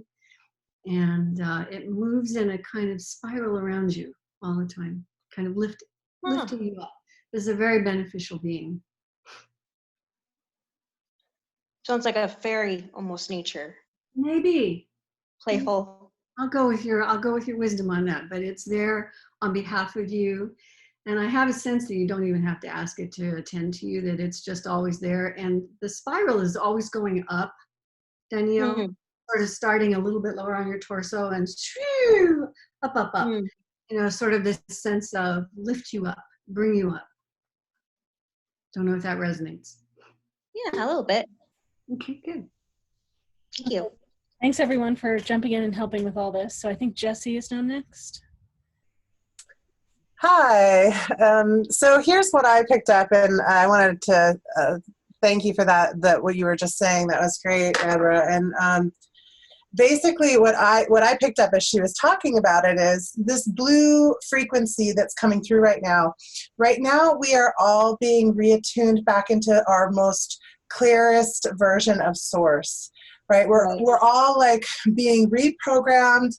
We're releasing the filters of perception. We're releasing the debris that kept us locked into points of view or past orientations of trauma or drama or pain. You know, all that stuff's being just, it's just being like, it's like being just broken up, and you know, we're tilling our soil right now. And this blue frequency is the color of the frequency of the pure consciousness of the knowing between space. Right, Nassim Haramein talks about this, the scientists talk about it, the God particle. It is the space that determines the vibration of the physical matter. So this blue ray is coming through, and it is resequencing the information in your DNA. And that DNA resequencing and activation is causing a lot of physical changes. So you're needing to lay down and sleep more. You're getting a lot of cues. You're going to be getting these cues, like little like ticks and touches, and feel like someone's stroking your arm, and you'll feel like, fuck, I should go to bed right now. And you'll be like, but I don't want to go to bed right now. And that's all you'll be able to do. This is you coming into, as both Susie and Deb talked about, your new alignments with these different guides and these different frequencies that have been there all along, because they are you in that vibration. There is no time and space. We are all playing in the same game package. The Matrix is being rebooted and reloaded. It's everyone go home, stop playing. Quit playing all the games, everybody. It's time to like reboot the system. You know. It's funny that you mentioned that, because I've had a time where I'm a singer, and I've been in a church, and I feel skin on on my arms. I'm like, okay, either it's a spirit or someone is just saying hi, and I'm just like, okay. Yeah. I'm so your body, our bodies are these like attuning vessels. They're like a radio receiver, transmitter, transmuter, and we're being trained on how to do that. When I get that touch on the arm, what it tells me is time to pay attention. Okay. I'll stop. Okay. That's great. All right. Thank you so much. Lovely answers. All right. Great. Thank you so much, Danielle, for your great question. All right, sweet. So I understand Brianne is here. Brianne was having trouble hearing before. I was on something else was going on. All right, Brianne, are you back? Hey, Brianne, I unmuted you. Maybe Lola will tell me what, oh yes, Brianne said hi. Yes, Brianne's here. Okay, great. So we're gonna go on to Brianne's question. All right, so Brianne asked, how are energetic cords formed? What are their effects? And how do I safely release or reinforce them? And Brandy had mentioned that she wanted to answer this. I don't know if Brandy is here right now. So Brandy, and then any other practitioners that want to say anything, please go ahead. And I have something I can say about this too. All right, Brandy.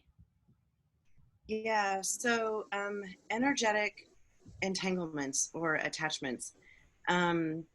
You know, anytime you think about somebody else, you are becoming quantumly entangled to that person.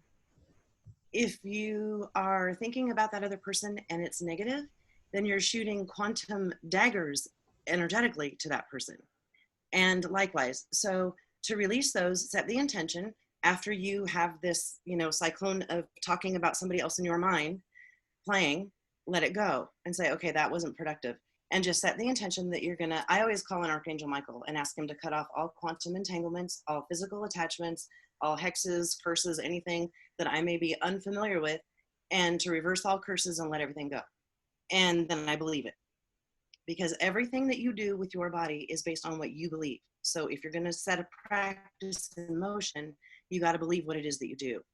And so the best way to do it is to not obsess and add emotion to an energy, to a conversation that you're playing in your mind, right?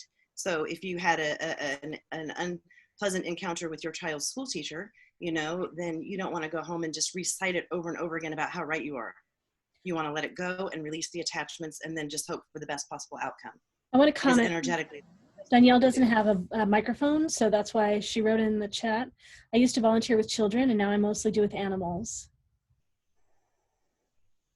Just in case that impacts your answer at all. That was not Brienne's message, Lorelei. That was from Danielle. Sorry. Okay. Never mind. Was that answered sufficiently? Okay, great. Yeah, that was good. Thank you. Is there anything else you want to say before we, sorry, I got that all mixed up. Just that you keep doing it. Those conversations come back up, just release those entanglements again. Keep doing it until it becomes a steady practice and you know that you're walking free and clear. Okay, great. I know Madam Simon has something and I'll go after that. Go ahead, Madam Simon. Thank you, Brandy. Okay, so I actually have a somatic practice for this in order to release these kinds of cords. What I like to do is to sit, you know, closing my eyes, getting still and calm and centered within myself, and then feel for those energetic cords. Feel them like the physical presence that they can be, because they can certainly impact us bodily and emotionally. And then I will actually take a ceremonial knife or scissors and cut the cord, okay? Because I think that, you know, sometimes just this mode of like, oh, I'm going to mentally release it, that can certainly help for people who have it more in their heads than in their bodies. But for a lot of us, it can be in our bodies or in our hearts. And so actually taking the time to feel what that feels like, and then making a physical action that really cements it for us, both physically and symbolically. So, you know, your mileage may vary, but that's what helps for me. Great, thank you. All right. Let's see, and I have something briefly I can share too. Let me see how I can do this right here. So I know this is called like That Was Then, This Is Now from Katie Hendricks, and this can be useful for cutting cords. So it's basically, so stand up and not holding anything, and notice in the space like where the tie is to the past, right? Whoever that person is, whatever the tie is. I've done it up to the ceiling before too. And so just choose a direction. So I'll go out this direction right now. And so you step, and it's best to have someone watch that knows what's happening to do this with you, but this is the basic idea. So you step out in that direction with your leg. So step out and extend your arm, and I look all the way out in the distance and say, that was him, that was her, that was whatever it is. So that was them. And now you step on your other leg, drop your hand, bring your leg in, bring your other hand to your heart and say, and this is me. So repeat it a few times. That was them, and this is me. You do it a few times, and it's important like to keep your hand down, to put your other hand up, and you'll feel the vibration going through your body as things are pulling apart. And what I think is happening is it's similar like to EMDR, where you're doing work on different parts of your body and different parts of your brain at the same time, and it's actually disentangling the neurons. So it's spiritual and it's physical and neurobiological all at the same time. That's a technique that can be used for the past and the present, for people and us. So that's an example of body psychology. And it looks like we have a bunch of other people want to say something. All right, so, or maybe Jessie, you had something, just be quick, and then we're gonna go on to a talk. Yeah, that's just what you were talking about, Lorelei. That's somatic reprogramming. We're tapping into the parasympathetic and the cerebral nervous systems. We're reprogramming them. We're using the body and movement. So we're accessing our physical storage containers and accessing all of these parts of our body that are quietly holding this debris of unprocessed emotion from experiences we didn't know how to process. That's what trauma is. And dissociation is basically like, I'm gonna put that over here. So I love that. That's great, Lorelei. Thank you. Great, thank you so much. And sorry, I have my video pinned there. Let's unpin me. Thank you, Jessie. All right, great. And then let's see, so we're gonna go on to a talk right now. I'm gonna skip the practitioner introductions right now and see where we fit us in again in this little bit of time. Okay, so we're gonna go to a talk with, I think, who did Darren, I think is Darren here. I think so, great. Yeah, Darren is here. Okay, so Darren's talk. So this is gonna be, however you pronounce it, Tarot to Heal from a Patriarchal Society. Hey, are you able to hear me now? Yes, great. Okay, cool. All right. All right, hi everyone. Thank you for being here again. And thanks to everybody who's talked so far. This has been really cool, just kind of listening to everybody and learning and reading the chat. Really good energy here, and I'm super happy to be here. So I guess I just wanted to talk today about, this is maybe for people who are not super familiar with what the tarot is and what it does and how it works, and just kind of give an example, a personal example of how it's really helped some healing in myself just through my daily tarot practice over the past few years.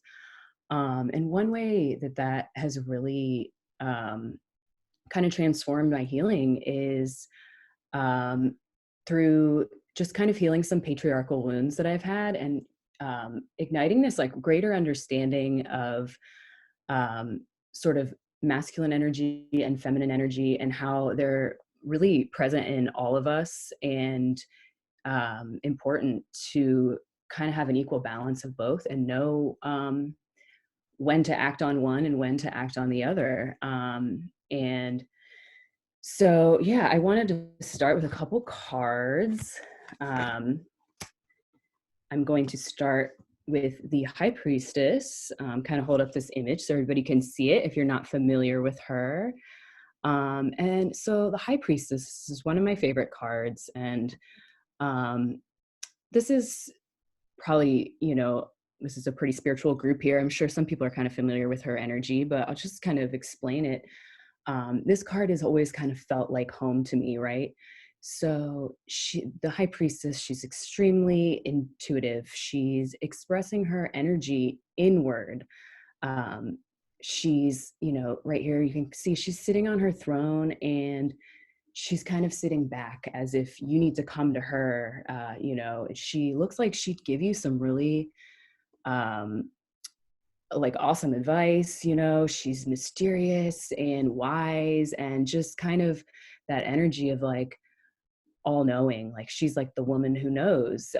She receives these intuitive downloads from the universe, and again, just sort of this energy of she's very receptive to information, and extremely powerful. And you can kind of look at her and really see that energy, even though, she's sort of sitting back on her throne, as if, just waiting, you need to come to her. And, I think you probably would, because she seems like she would offer you some really powerful guidance, right? And so, you know, this is the card that's always really felt like home for me, and just something I really have, you know, a deep understanding with. And kind of the past couple of years, I noticed she doesn't really come up for me much in my daily tarot practice. I don't pull this card very often. And because her energy is not needed for me right now. You know, this is something I'm very familiar with. And so a card, I want to kind of shift to the Magician. This is a card that will kind of not leave me alone the past couple of years. This one comes up all the time in my daily tarot practice here. And just kind of like, you know, kind of really figuring out what's the message here. So kind of the Magician in comparison with the High Priestess, sort of this divine masculine energy of creation, right? He's very, he's active, he's standing, he's going to put on a show for you, he's going to do something for you, he's going to manifest. So we kind of have the High Priestess, who is very magical, and we have someone here, the Magician, who is creating magic for you, right? And sort of this energy expressed outward. He has all of these tools. I get, you know, very like active, confident, energized vibration from the Magician here. And he's really just sort of got this confidence that I was really realizing I had been neglecting in myself, this ability to take action on the things that I want to do, and this ability to have the confidence to put myself out there. And, you know, this card just kept coming up for me, and sort of working through, okay, this is a message that is needed for me, and sort of coming to a greater understanding of how we really need equally both of these energies for different situations in our life. And it's really important not to neglect one or the other. And I think just in our society, we tend to be a little bit more patriarchal, and again, probably not so much within this group here, but, you know, generally out in the world. And I think in kind of dealing with that and growing up with that, I sort of developed maybe an energy of neglecting this more divine masculine energy within myself. And through this tarot practice and through daily, you know, doing a daily card pull and journaling, you know, what's the message here? Why is the Magician keep coming up for me? I've been able to really honor that within myself and embody it.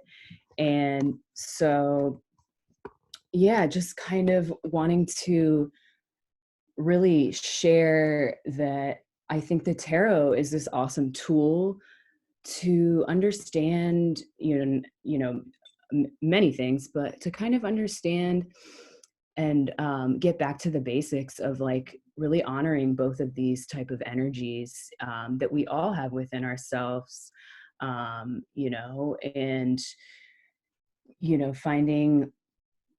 finding a way to have acceptance in the fact that maybe the divine feminine has been neglected in the past, and realizing that the only way to healing as a collective, as a whole, is to promote and embody both of these energies, and to know based on each day or each situation, okay, which one of these energies do I need a little bit more of today, and not just kind of going back to this comfort zone of the divine feminine. And so I wanted to do a couple more cards here. starting with the Emperor, because the Emperor is the year, this is the year of the tarot. This is the card of the year for us right now. So collectively, this is kind of the energy that we are all kind of embodying. The Emperor, if you look at this picture, he is very authoritative. He's strong. He's got a presence, kind of, excuse my language, there's a bit of like a don't fuck with me energy here, that is powerful. And he looks like he is very structured and, you know, knows how to maybe set goals and get things done, right? And kind of move forward with authority and kind of, you know, like a healthy amount of force or force and control over, you know, different situations. In comparison here with the Empress, another one of my favorite cards. She is, if you look at her, she's kind of laid back here on her throne. She's got a pillow, she's got a cushion, like she is relaxed, you know. Here we have sort of structure, here we have this sort of relaxed, fluid energy, and she is abundant, you know. She's got this wheat field all around her, just embodying abundance. She's kind of, wherever she goes, she has whatever she needs because she has what she needs inside of her, right? She's just kind of this caring, nurturing, again, this energy of like, you feel like you could come to her, and she would be able to help you out, as whether, you know, as with the Emperor, he would go to you, you know, and sort of just, you know, this energy of having all that you need on the inside, and this energy here of going out and getting, you know, going after something, getting what you need, right? And again, so the Emperor, another card, that's the card, I wanted to do this one because that's our card for this year. And another card that's been kind of coming up for me a lot over the past couple of years. And I'm like, you know, where's the Empress? Why don't I pull the Empress? But the Emperor is what had been needed for me. And just sort of having a better appreciation and understanding of these different cards and their different energies. You know, I don't love, like, I'm not super at home or humbled by the image in this card, but through this daily practice of using the tarot, I have come to really feel more at home with this image and with this energy. And so I always kind of, I feel really grateful that I've been able to learn these, been able to like kind of learn and have a greater appreciation of these two different energies versus sort of neglecting this part of myself that I don't think I necessarily realized I was neglecting up until this daily practice with using the tarot. And so I would like to encourage everybody, because I feel it's really important collectively that we understand this and start to kind of heal from this very patriarchal way of viewing things that we've done in the past. I encourage everybody to get a tarot deck if you don't have one, and start a daily practice for yourself. Pull a card a day. You could pull a couple cards a day. If you've never used a tarot deck before, you can, there's plenty of guidebooks you can get that'll help you get started if you're super overwhelmed with all the meanings and everything. And start a daily practice and see what comes up for you, and see kind of what needs healing in you. What messages are you getting over and over and over again? And, you know, keep track of it. How can that kind of uplift you and give some healing for you? And if you are kind of overwhelmed by the tarot, there's a lot to kind of unpack there. Not really sure where to go about. I offer readings, obviously, and if you guys are interested or you want to learn more, or if you have more questions about just anything I've talked about, feel free to reach out to me via private chat, or I'll give you my Instagram and email link. I keep forgetting to do that as well. And yeah, I'm happy to facilitate some sort of getting people started in learning where they need healing with the tarot, and again, really encouraging that daily practice as a way to get in touch with, you know, what are you lacking and what do you need, and how can this kind of help heal the collective, and keep spreading those messages and sharing, you know, where we all need maybe a little bit of healing. All right, and I will send that in the chat box, and that's all I have. Thank you. That's great. Thank you so much. All right. Anyone have any comments or questions? Feel free to write to Darren, and Darren can always set up a medium room for more questions or a private room for sessions. All right. So practitioners, I was thinking, let's go through and do our third round of introductions, and then we'll see which, we'll do a little bit more intuitive panel, and then we'll see what other talk we're going to fit in here in this last bit. I know we're running out of time. There's so many of us. All right. Let's start at the bottom of the alphabet again. So, and I'm not sure who's in the room yet. We'll do Madam Simon, and then Tony, the witch goddess, and then Susie. Madam Simon here. Hello. Hello, everyone. I'm Madam Simon. I'm an archetypal astrologer and tarot reader. I do both individual and relationship readings. I focus very much on deep dive processing readings, but I can also do something as simple as a one-card reading to help you kind of dip your foot in the water. I do both natal chart readings and relationship readings.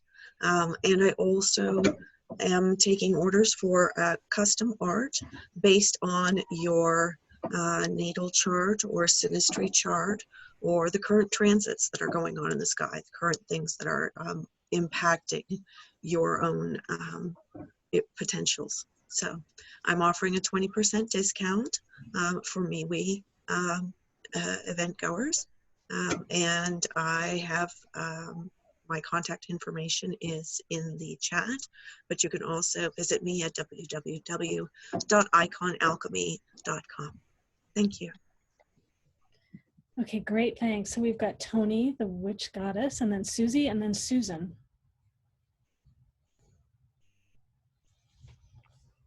Hi, good evening, everybody. My name is Tony with the Witch Goddess Transformation Center, LLC. I'm a natural-born multi-life psychic, energy healer, interdimensional medium, and hereditary witch. My price is $1 a minute. Today I'm offering a $5 discount on my psychic and witchcraft services and one free virtual reading.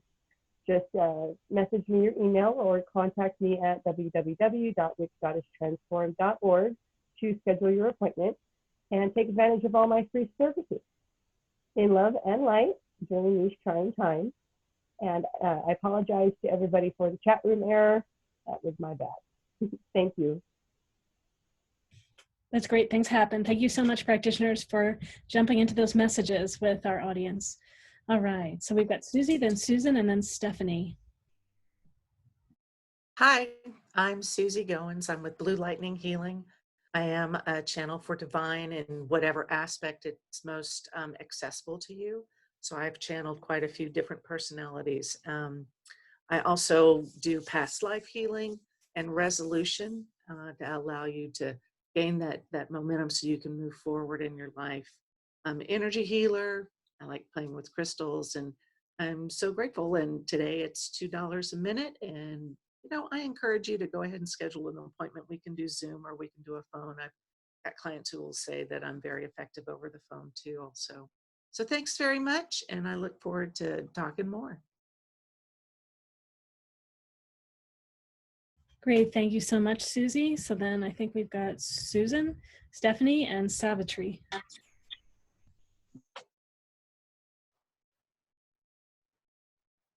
Hi, I'm an Akashic record reader, which means I can look at the soul story, the entire arc of your soul's journey through all of your lifetimes, which can really help uncover past life concerns, issues, or wisdom that can help you right now.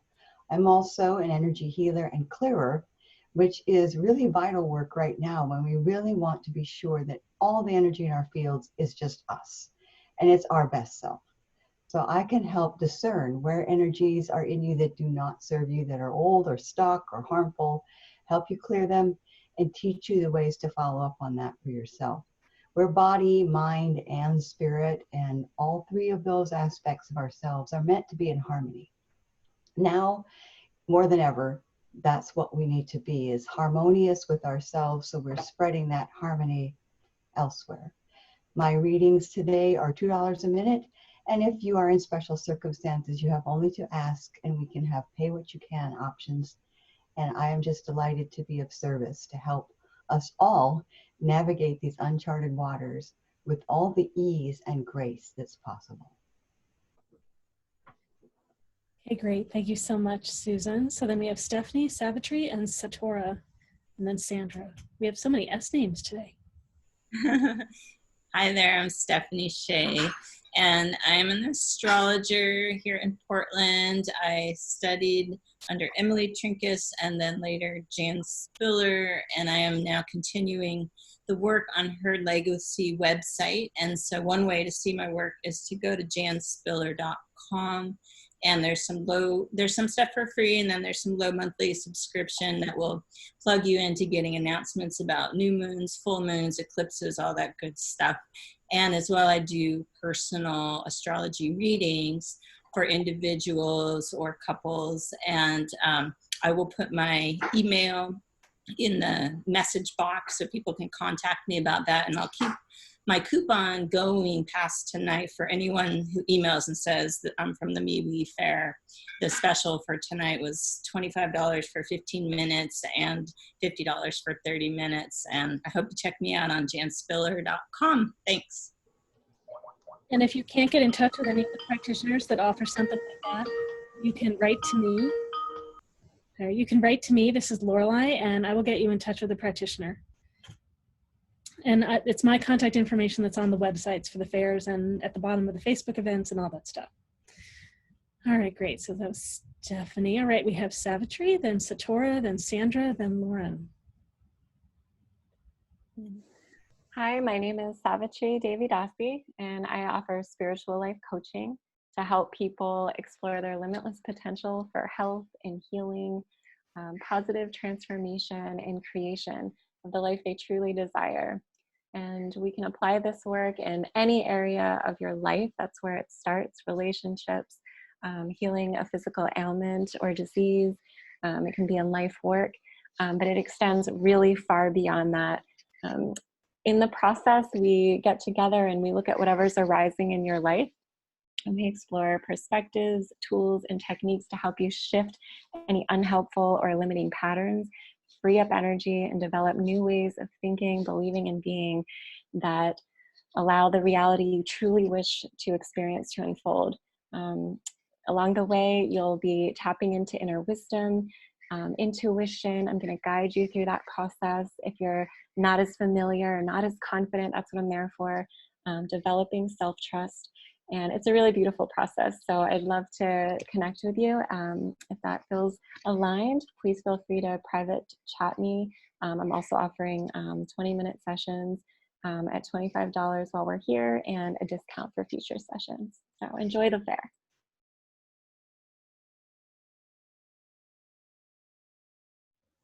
Thank you so much. We've got Satora, then Sandra, then Lauren. Hi, I'm Satora with Well of Love. I do energy healing, and channel intuitive guidance sessions. The energy healing is for you to resolve trauma and for you to align with your true self, with your soul purpose, with your heart. And I'm also offering a online group called Community Healing and Prayer to support us all and come together and create wonderful energy. That's on a donation basis. And if you want more information about any of this, let me know. You can private chat me and I'll put my contact information in there also. And I'm offering a 25% special off at the fair for anybody attending the fair, up to 75% off for those affected by the pandemic. Yeah. Thank you. Sure, and I know Satora was offering that to people that are significantly financially impacted. Great. So we've got Sandra and then Lauren and then me. Hi, I'm Sandra Jeffs, and I do theta healing, which helps to remove limiting beliefs and also release stuck energy that is disempowering you. And the difference that I ask my guidance to channel something for me that would assist people to completely release the emotions that are being stuck. And the difference that is making a difference is releasing it from all timelines, all space-time continuums, all universes, all dimensions, all in-between realms, completely and forever, and simultaneously releasing oath, contracts, vows, agreements, cords, hooks that can keep that energy stuck, so that you step into the present, fully present, and are able to respond rather than react and be triggered by things that sometimes might be, you know, on another planet that you lived on rather than now, and it's completely out of your awareness. So I'm offering $35 off on that session. It takes 75 to 90 minutes to do a complete, you know, release of anger, regrets, sadness, blame, jealousy, a whole bunch of emotions. So contact me at sandrajeffs.com if you're interested. Thanks. Thanks. Hi, I'm Lauren Purifoy. I am an intuitive and an energy medicine practitioner. I'm a channel. I have harmonic transmissions that come through, and they change based on who I'm working with. And I also have a high frequency vibrational medicine line. I do a lot of stone medicine work and everything that I do. And I am giving 20% off for private sessions. I have a remote course coming up in April called Spirit of Stones, where we work with 4 of my vibrational remedies, and we're meeting once a week through Zoom. So I have a lot of offerings. I'll post it in the chat so you can get in touch with me.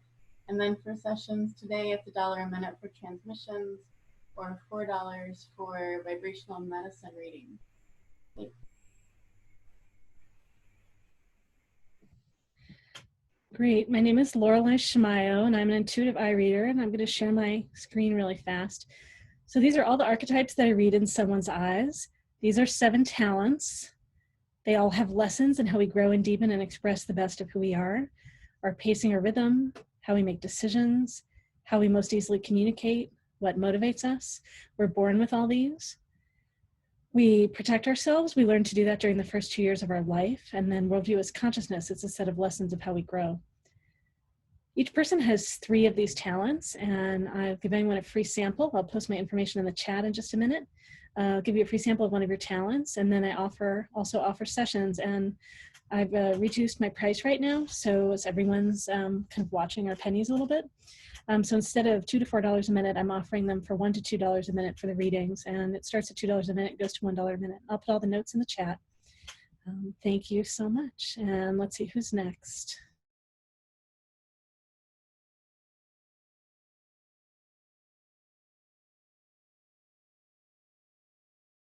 Nope. Sorry, I didn't tell you who was coming. It's Jessie, then Henry, then Galactic Ashley.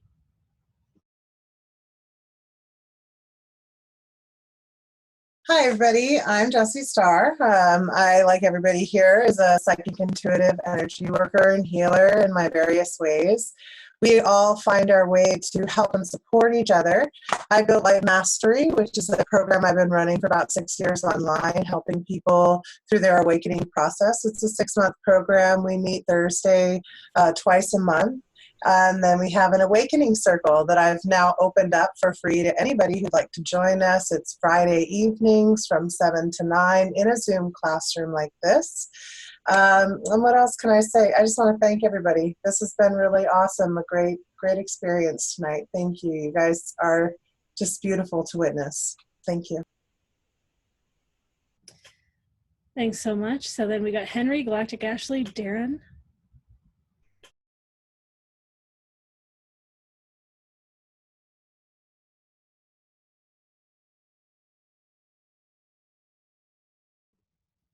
And it's possible that Henry's in another room right now. Galactic Ashley, and then Darren, and then Deborah.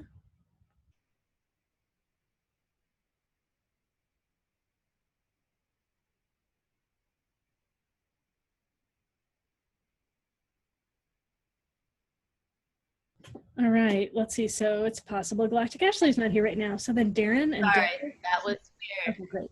Oh wait, now I'm back. You want? Do I talk? Yeah, we got you. Go ahead. Okay, so I'm Galactic Ashley. I'm an energy artist and I channel divine guidance for star seeds, connecting them to their star families and galactic lineages. And what I want to explain is because, and I'm very, very grateful, is that there have been a lot of orders coming in and I think there's a little confusion. So I am not scheduling anything with you. Once you make an order for these light language drawings, these energy drawings, there will be a follow-up email that you get where you can answer the questions. So you will basically be giving me questions. I will be tuning into your energy, connecting with your star family, channeling as much information as I can fit on the back of it, and then doing your drawing. And even though it says 20 minutes, I always spend way more than 20 minutes on the remote sessions, especially. Then I will be physically mailing them to you so that you can work with them in your energy field, and then they continue to broadcast the transmissions and the energies that are meant for you.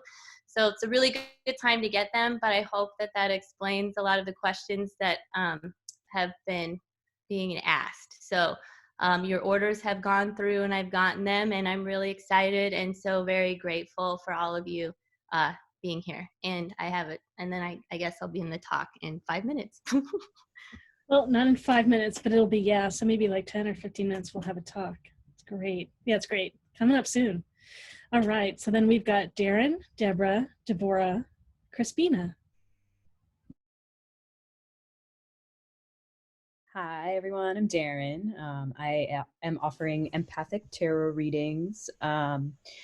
For my readings, I create a custom spread for each client based on your question and, you know, tailor it to your specific situation. I like to have you leave feeling empowered to create whatever future you'd like versus just telling you your future and sending you on your way. And yeah, just kind of giving you as much clarity and deep insight as I can so you feel like you have actions to move forward. I will post my information again right now in the chat, and feel free to reach out if you would like a reading. Thank you. Thank you so much. Then we have Deborah, Deborah, and Crispina. And am I the only Deborah? I was thinking that's me. You are. Okay, good. Nice to see you again. Thank you so much for tonight. I think you know who I am now, but let me just offer the transpersonal life coaching that I do through soulsintouch.com. And earlier I think I spammed you all by dumping all of that information into the chat. I apologize. I'm actually going to hit return right now. And if you look at the chat this very second, you'll see that I have a workshop coming up this Tuesday evening where we'll go through some more of the alt awareness techniques that you can develop to get in touch with your own inner knowing and inner wisdom. And this one is free, no charge, usually $45. And that would be actually a nice way to get started in transpersonal coaching. You can get a sense of what it sounds and looks like, and then perhaps explore if you'd like to do a one-on-one session, which I'm also offering an introductory session of 30 minutes for $20, usually also $45. So that's me. I'm just going to jump in and mention that Savitri might be setting up a medium room to answer questions. We're going to check in right now. So look for that link coming. And then let's see, the next talks, I think it was Deborah, and then, or the next intro is Deborah, Crispina, Brett, then Brandy, and then Anne-Marie. So Deborah is next.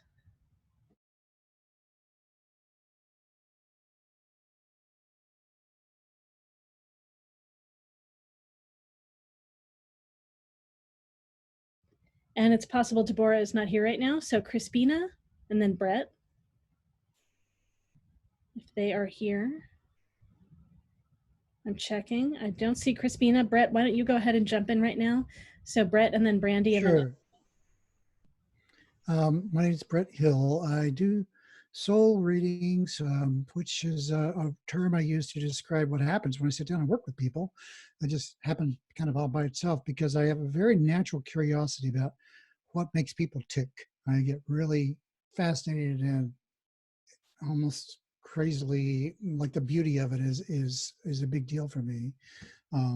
And so what I do is I look into kind of who you are in a very deep way, and we talk about what you're connected to or feeling disconnected from, and the ways that you might not be fully stepping into energies that are available to you. Like sometimes I encounter people and they're like, well, I'm really focusing on like playing the trumpet, but then I'll look in their field and we'll talk about this, and says, well, really, you're a violin player. Like, what's up with that? Yes, music, but it's fine. So we'll get very specific about what works for you and the things you could be doing. I would love to leave people with things they can do after the session is over, like very practical techniques and specific guidance to help them connect to who they really authentically are. Because when I look at you in your field, we'll see whatever comes up. It's in the moment experience.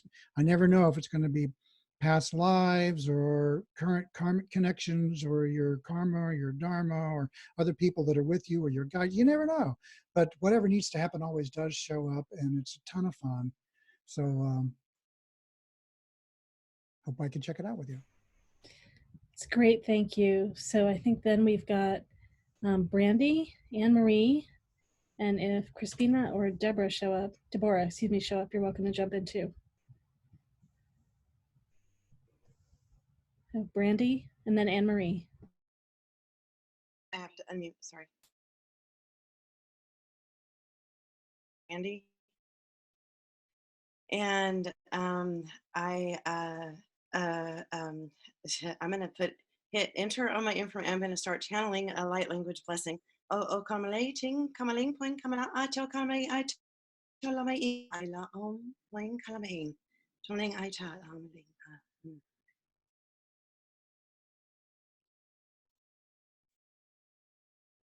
Kamaling pai kamaling ka na a point chomaling tai cha ale.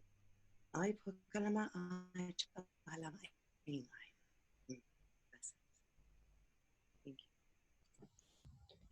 That was great. Not all of that came through. That was beautiful to experience. All right. So Marie, if you are here. Anne-Marie might not be here at the moment. We check if Crispina is here or if Deborah is here. I don't think so. All right. So let's go look at who's not had their question answered from the intuitive panel. And so let's see if Sally is back. I'm skimming through the list right now. Okay, Sally's not back at the moment. Michael's iPhone, I don't think is back. Okay, and then the next one is S. Gibbons. Let's see if S. Gibbons is here. Thank you so much, everyone, for doing sessions with our practitioners. I deeply appreciate that. Oh, S. Gibbons is here. I'm going to unmute you. Hi. Hello. Hi. Great to hear from you. Did you want me to read your question, or what would you like to do? That'd be great. Because I don't remember exactly what I said, but it's the same. It's still happening, so that'd be great. Great. You shared. I feel that I'm on the precipice of this big energetic shift in my life, and I'm not sure how to tune into my angels or navigate it. It feels like I have a lot of people talking in my head, but not one path has become clear, and I'm wanting or seeking to take a step in one direction instead of many. Right now, it feels like many ways I could go. Right, and what is your first name? Stacy. Stacy. Okay, great. Stacy, thank you so much. All right. Who wants to very briefly share an answer with Stacy? Any practitioners want to leap in? When I hear someone say they have many things and they don't know what to do, my instinct is to help encourage people towards stillness. Rather than trying to sort out the voice, move towards stillness and then see what remains, because anything that remains after that is what's true. And that's all I have. Thank you. Great. Anyone else? Oh, I have a hand raised. All right, we have Sandra and then Brandy.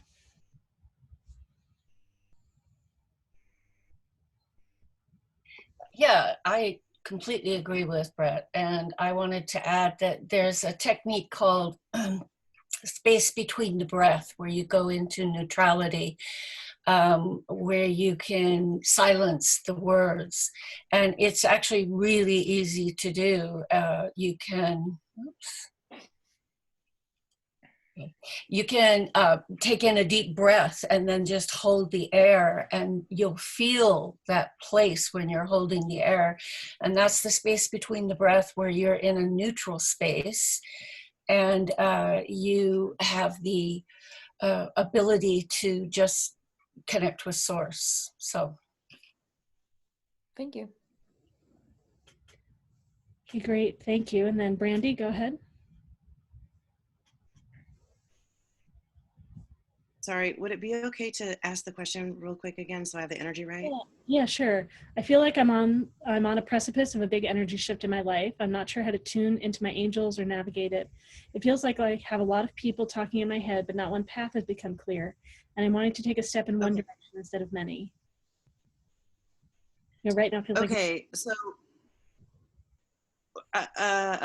Okay, so for me, when you say there's a lot of voices in your head, it sounds like you're having some inner turmoil between which ones are actually your guides, which ones may be ego, and which ones may be other, right? Yep. And who knows what that could be. Does that feel right? Yep. Yes, it does. There's okay, just a lot, yeah. a lot of voices up there right now. Yeah. And I feel like you're hearing a couple, and one of them is more ego, and one of them is actually a guide. So yeah, I can understand where it is that you're a little bit off of what I would call center, because it does appear that you're sort of receiving something that is you're perceiving it to be a guide, but it isn't a guide. It's a part of your fight or flight system. Yeah. Thank you. Yeah. You're welcome. Great. Does anyone else have anything?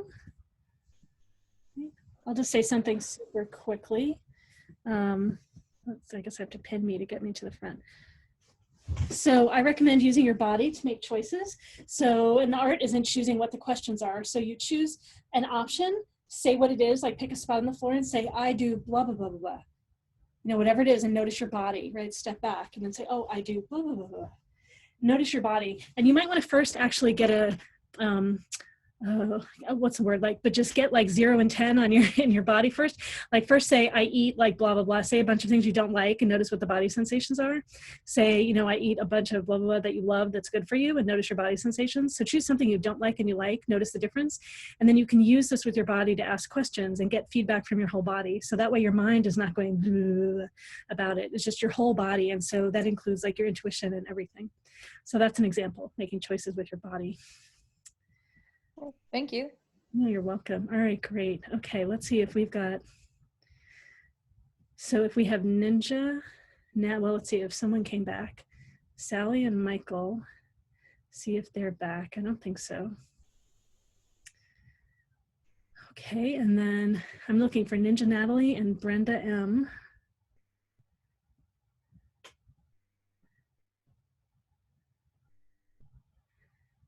Okay, great. And then Lynn also. All right, we may have gone through our question. Oh, Lynn is still here. Lynn, is that you? I'm going to unmute you. Hey, Lynn, can you hear us? This might have been you that asked a question earlier. Nope, Lynn muted again. I'm going to unmute again. Can you hear me? Yes, I can hear you. Did you ask a question Yay! about earlier? You said I have meditated and requested and talked out loud. Is that you? Yes. Great. So I've meditated. So, well, go ahead. I was just going to say I have meditated and requested out loud and had some really heavy thinking about connecting with my spirit guides, because I feel like I'm on a path to become more psychically connected to help other people. And I have yet to feel the experience with my spirit guides, which has made me start questioning my path.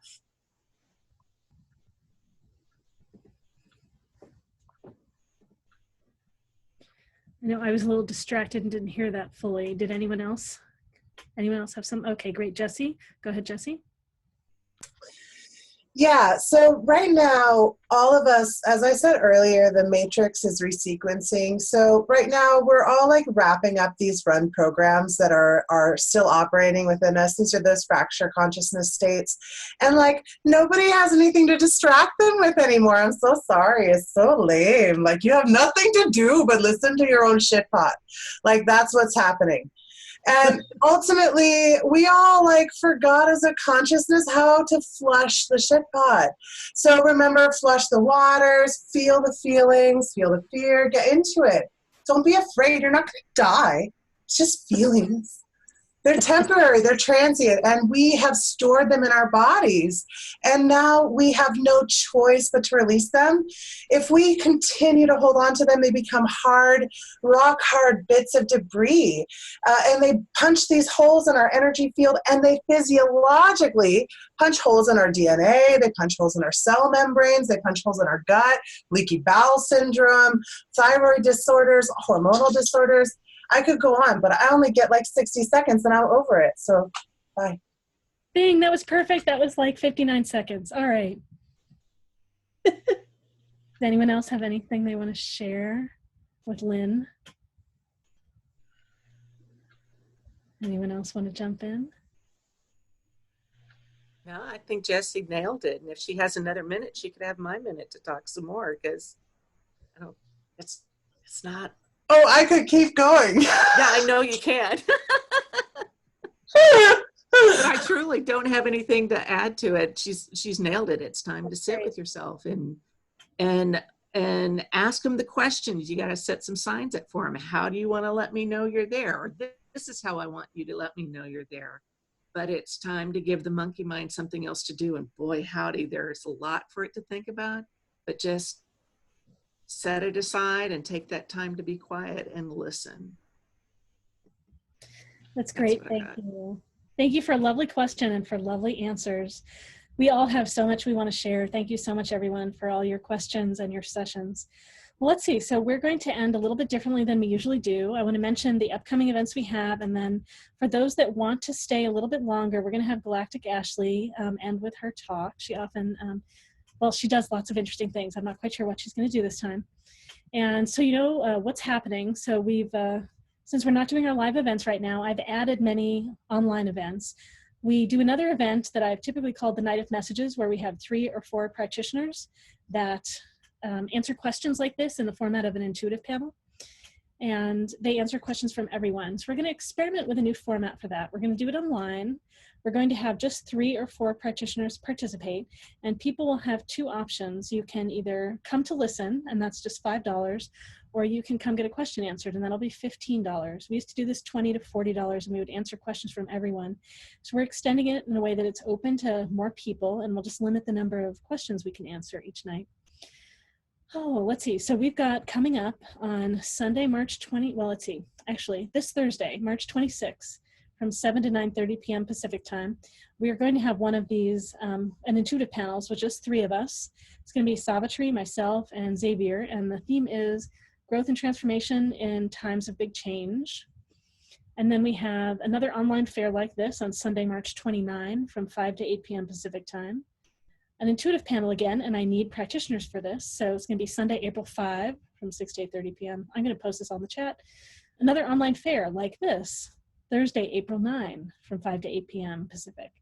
An intuitive panel, again, Thursday, April 16, and I need practitioners for this one. Another intuitive panel, Saturday, April 18, 6 to 8:30. Another online fair, it's already been scheduled. It's Sunday, April 19 from 4 to 7 p.m. And the next online fair is going to be May 7. 6 to 9 p.m. I'm going to put a link right now in the chat that goes to our Facebook page that has all of these events listed. And practitioners, if you want to sign up to participate in the other fairs, I've added that to our forum so we can all sign up to be in more of these events. I'd love to get your feedback. This is the largest event we've ever had, so we may need to tune like how we all do this a little bit. And this has been great. I love the participation. It seemed that people have been jumping out endlessly to do sessions and things like that. You can find out more about us on at mewefairs.com. I'll put that in the chat too. And let's see. So we're gonna end up with Galactic Ashley. So Galactic Ashley, please take the stage, and everyone else, thank you so much. You're welcome to stay. We'll be on for another 15 minutes or so. Thank you, Lola, for a great job supporting this whole process. Really exciting to have you on the team. Thank you, everyone, for all the wisdom and the guidance and the lovely energy you've shared in the middle of all this. So great to come together, right? Some of the positives that are coming out of this that we're all experiencing. All right, great. Galactic Ashley, have the stage. Thank you, Lorelei. Tonight was awesome. So for those of you that are going to stick around, I have a timer. It will be 15 minutes, and I have 2 crystal bowls here, and I will be channeling these dragon consciousness beings for us, and then at the end, I will let you know if any star nations came through that have other messages. So with that said, we will get started. Wait, I guess I'll go gallery view because I don't need to see myself.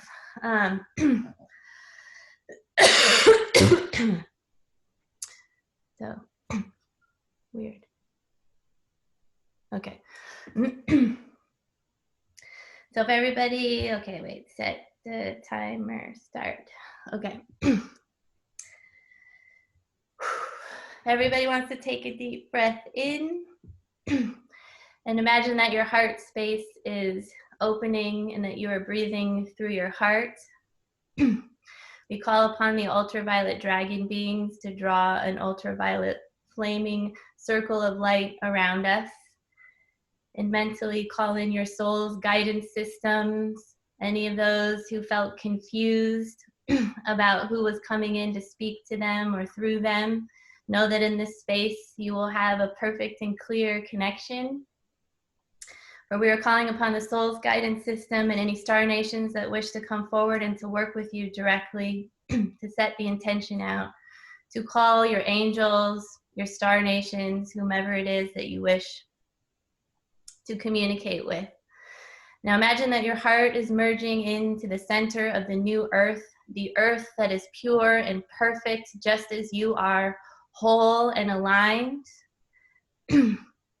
Let us let go for a moment of what we see going on around us, for there will be more information about this coming forward. But as you open your heart and you merge in with the heart center of the new earth, see and know and feel the crystalline structure, for we are all crystalline beings.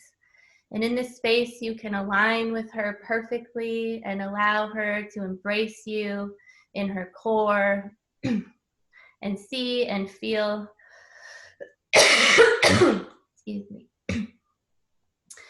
see and feel the crystalline energies reaching out towards you And know that you are lifted and enlightened, healed and forgiven, lifted and enlightened, healed and forgiven. We ask that any non-beneficial energies or thought forms be lifted and enlightened, healed and forgiven.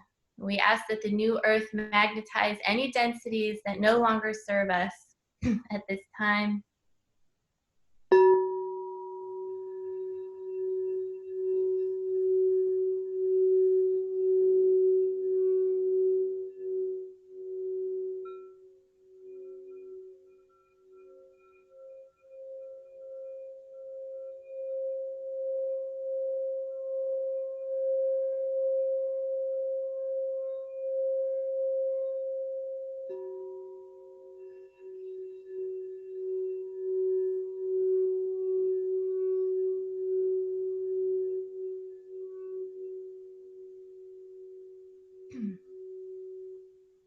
And from this space and from the center of your truth, where you are perfectly aligned and you remember that you are crystalline beings, and in this crystalline structure you are supported. Feel the light that is in your physical body. Feel the light that is in your cellular structure. Feel the crystalline structure that is in you being activated. That your immune system is receiving downloads and information. That your immune system is filled with light and love. That your immune system is important and you are embracing it and it is embracing you. And to let go of the fear of catching anything from a virus that was let out onto this planet, but to know that you are strong and that you are present in your body, and to feel the strength of your physical body moving through you, and to feel the power as it rushes through your system and it opens and unclogs anything. And as the light is moving through you, know and trust that the new earth is magnetizing anything that no longer serves you and is supporting you in this process. So as you walk the earth in your daily life and look around you, it is important for you to know that at any point in time you can align with the new earth, for she is supporting you. And to just sit and watch as everything unfolds. And for some of you, you may be called to do something. And for some of you, you may be being called to be.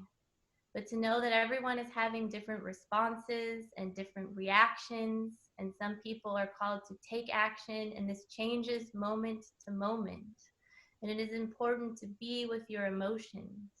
So as you sit with your emotions and with your physical body, and you know that you are perfectly aligned, let us breathe through our heart space and expand further in through the sun as we soak up the golden rays and we allow the sunlight to heal us and these high vibrational frequencies that the sun is bringing us daily. Even if you are in a place where that has been shadowy or cloudy, the sun is still present. You can always connect to solar energy. As we move through the solar sun, we move into the grand central sun, into the center of the universe. And in this space, I ask you to call upon either your star family or the star nations or someone that you wish to work with, or your galactic healing guides, your archangels, from whoever you wish. Call upon them so that they can sit with you and be with you in this moment.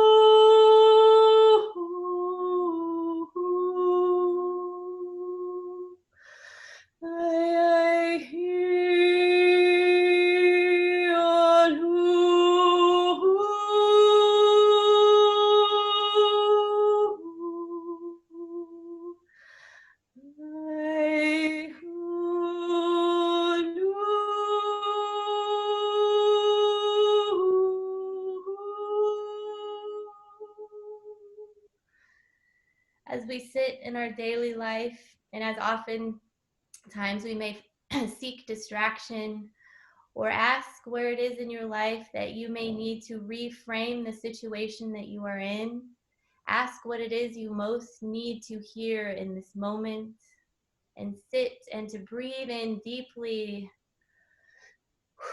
and to breathe out.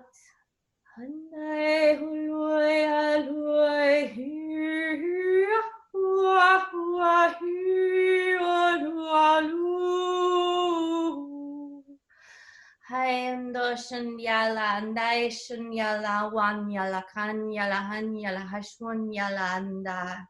Hayala hunyala kandun yala dun yala hashayala hashanda. Ina la kwala hata shwan yala wan yala walan yala hala handa. Hola hala handa shwan yala handa la handa la handa. Ingala unyala hashunyala unyala hunyala hataya shunya. Release any fear that is trapped in your lungs and in your chest. For of course this virus is trying to get into the physical body and into the lung space. But you can breathe, and as you breathe and you connect to source, your direct line to source, your lungs are protected when you are breathing in the source of light. And this we wish to remind you, to allow the fear to dissipate, to dissolve, and to draw in timelines. And when we talk about timelines, we imagine them, we ask for you to imagine them as these energy fields, and these energy fields are magnetic and that you can draw them into you. So think of time not as linear, but as these potential possibilities that you could never imagine. And in this time and in this place that you see yourself, it is important to know that there are a multitude of dimensional realities that are showing themselves to you. So your neighbor may be living in a different dimensional reality than you are, and you may be in a very different one than where your boss or your coworkers are, or someone that you run into in the grocery store. But know that a simple smile or an act of love can change everything. And for this moment, while we are experiencing this together at a collective consciousness, there is a lot that is coming up. And for you empaths out there, it doesn't matter if you are located in the middle of nowhere or in the middle of a city. This is a collective, complete humanity. All of humanity, the collective, is experiencing this. So we are all being asked to look at it. And this is an opportunity of rebirth, not one of death, but of rebirth. And many of the systems and the structures will begin to dissolve. And some will be called to help in this dissolution. Some will be called to hold light. Some will be called, but in all of this, there is abundance in love. If you can, we are not saying to transcend fear, but we are asking you to explore what it is that you are afraid of, and to know that on the other side of this fear is unconditional love. The difficulty is that the humanity has been programmed by conditional love, and this is an opportunity to find the unconditional love that is within you, and to allow your neighbor to have their reaction or their experience as they need to. For we are all going through this together, but it is showing up in the individual differently. So again, tune in into your alignment, into your soul's frequency, and allow these love codes to come into you, and the truth and the strength to come in through you, and to see your crystalline body and your cellular structure shift, and to feel your heart and to feel your lungs as they are clear, and your mind's eye open, and your physical feet as they touch this ground, for this reality is shifting. And for many of you, yes, the time is now. For many of you, you have been waiting for this. You have been waiting, and here it is. But we forgot that before we stand together in unity on the new earth, that we must be in a transitional phase, and this is in transition.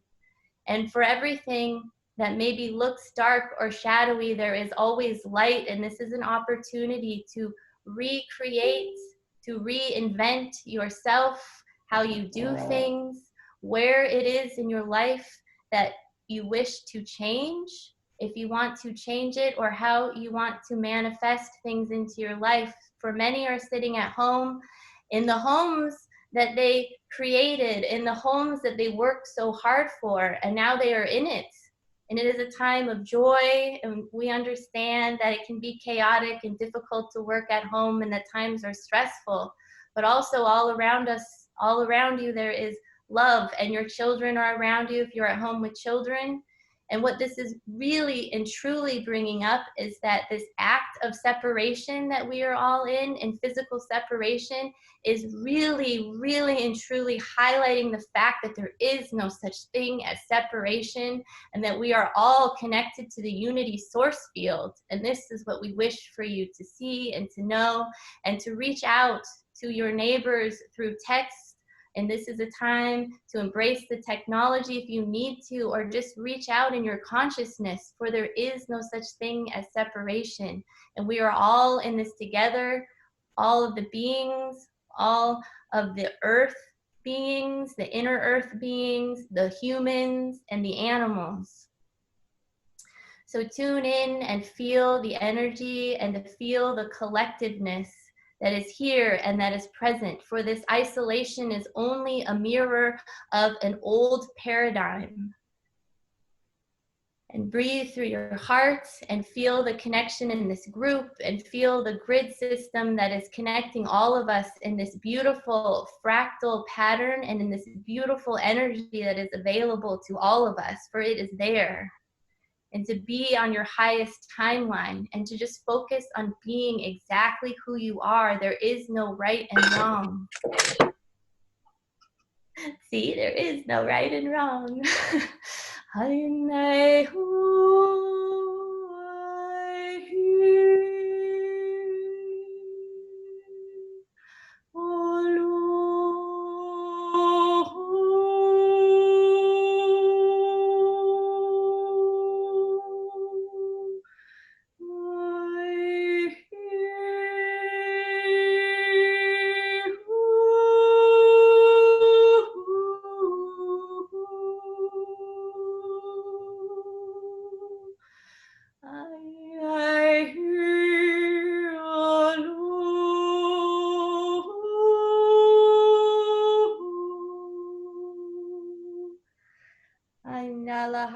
Shun yalahan yalahana shunda in yalahalahanda kwai alahon yalahashun yala anda shundua alahoy alahan yalahakatanda ush ala ush in ahai alahanya yalahua alahan yalakatyala ishan hua alahana shun yalahata Akun yala hanana ushan yala pia ashnua la katana.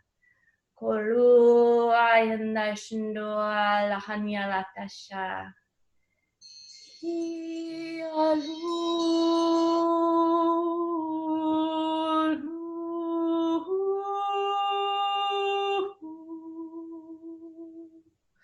We are so grateful to be here and to come and to bring through these energetic transmissions at this time.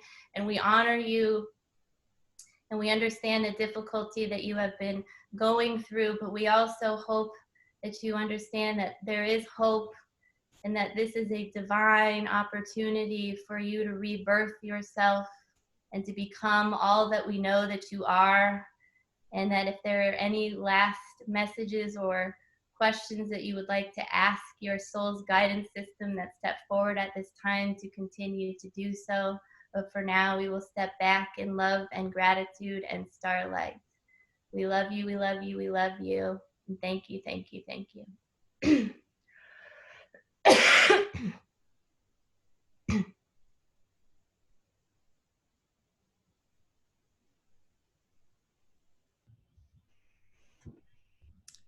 Okay, thank you.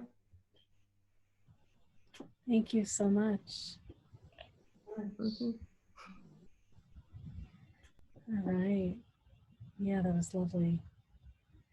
All right. Well, anyone that wants to, you can save the chat. At the bottom in the chat, there are 3 dots. A few more practitioners might want to post anything else to us. And we look forward to being with you together again for Intuitive Panel next Thursday.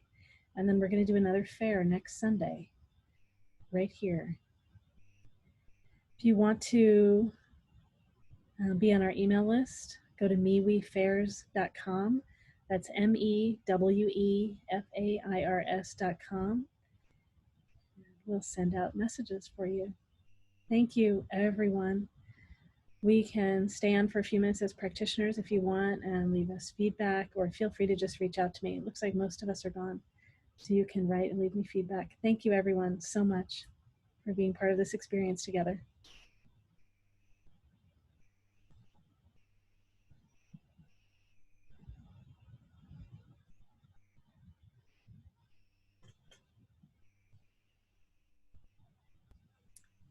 Lorelei, I wanted to say something really quick. When I tried to get on the first time, I went into some waiting room, but I had only just tried to put in the meeting ID. So it worked when I went through the jointhefair.com, but it didn't when I just typed in the meeting ID. So maybe I don't know. I just thought that was weird. It like said that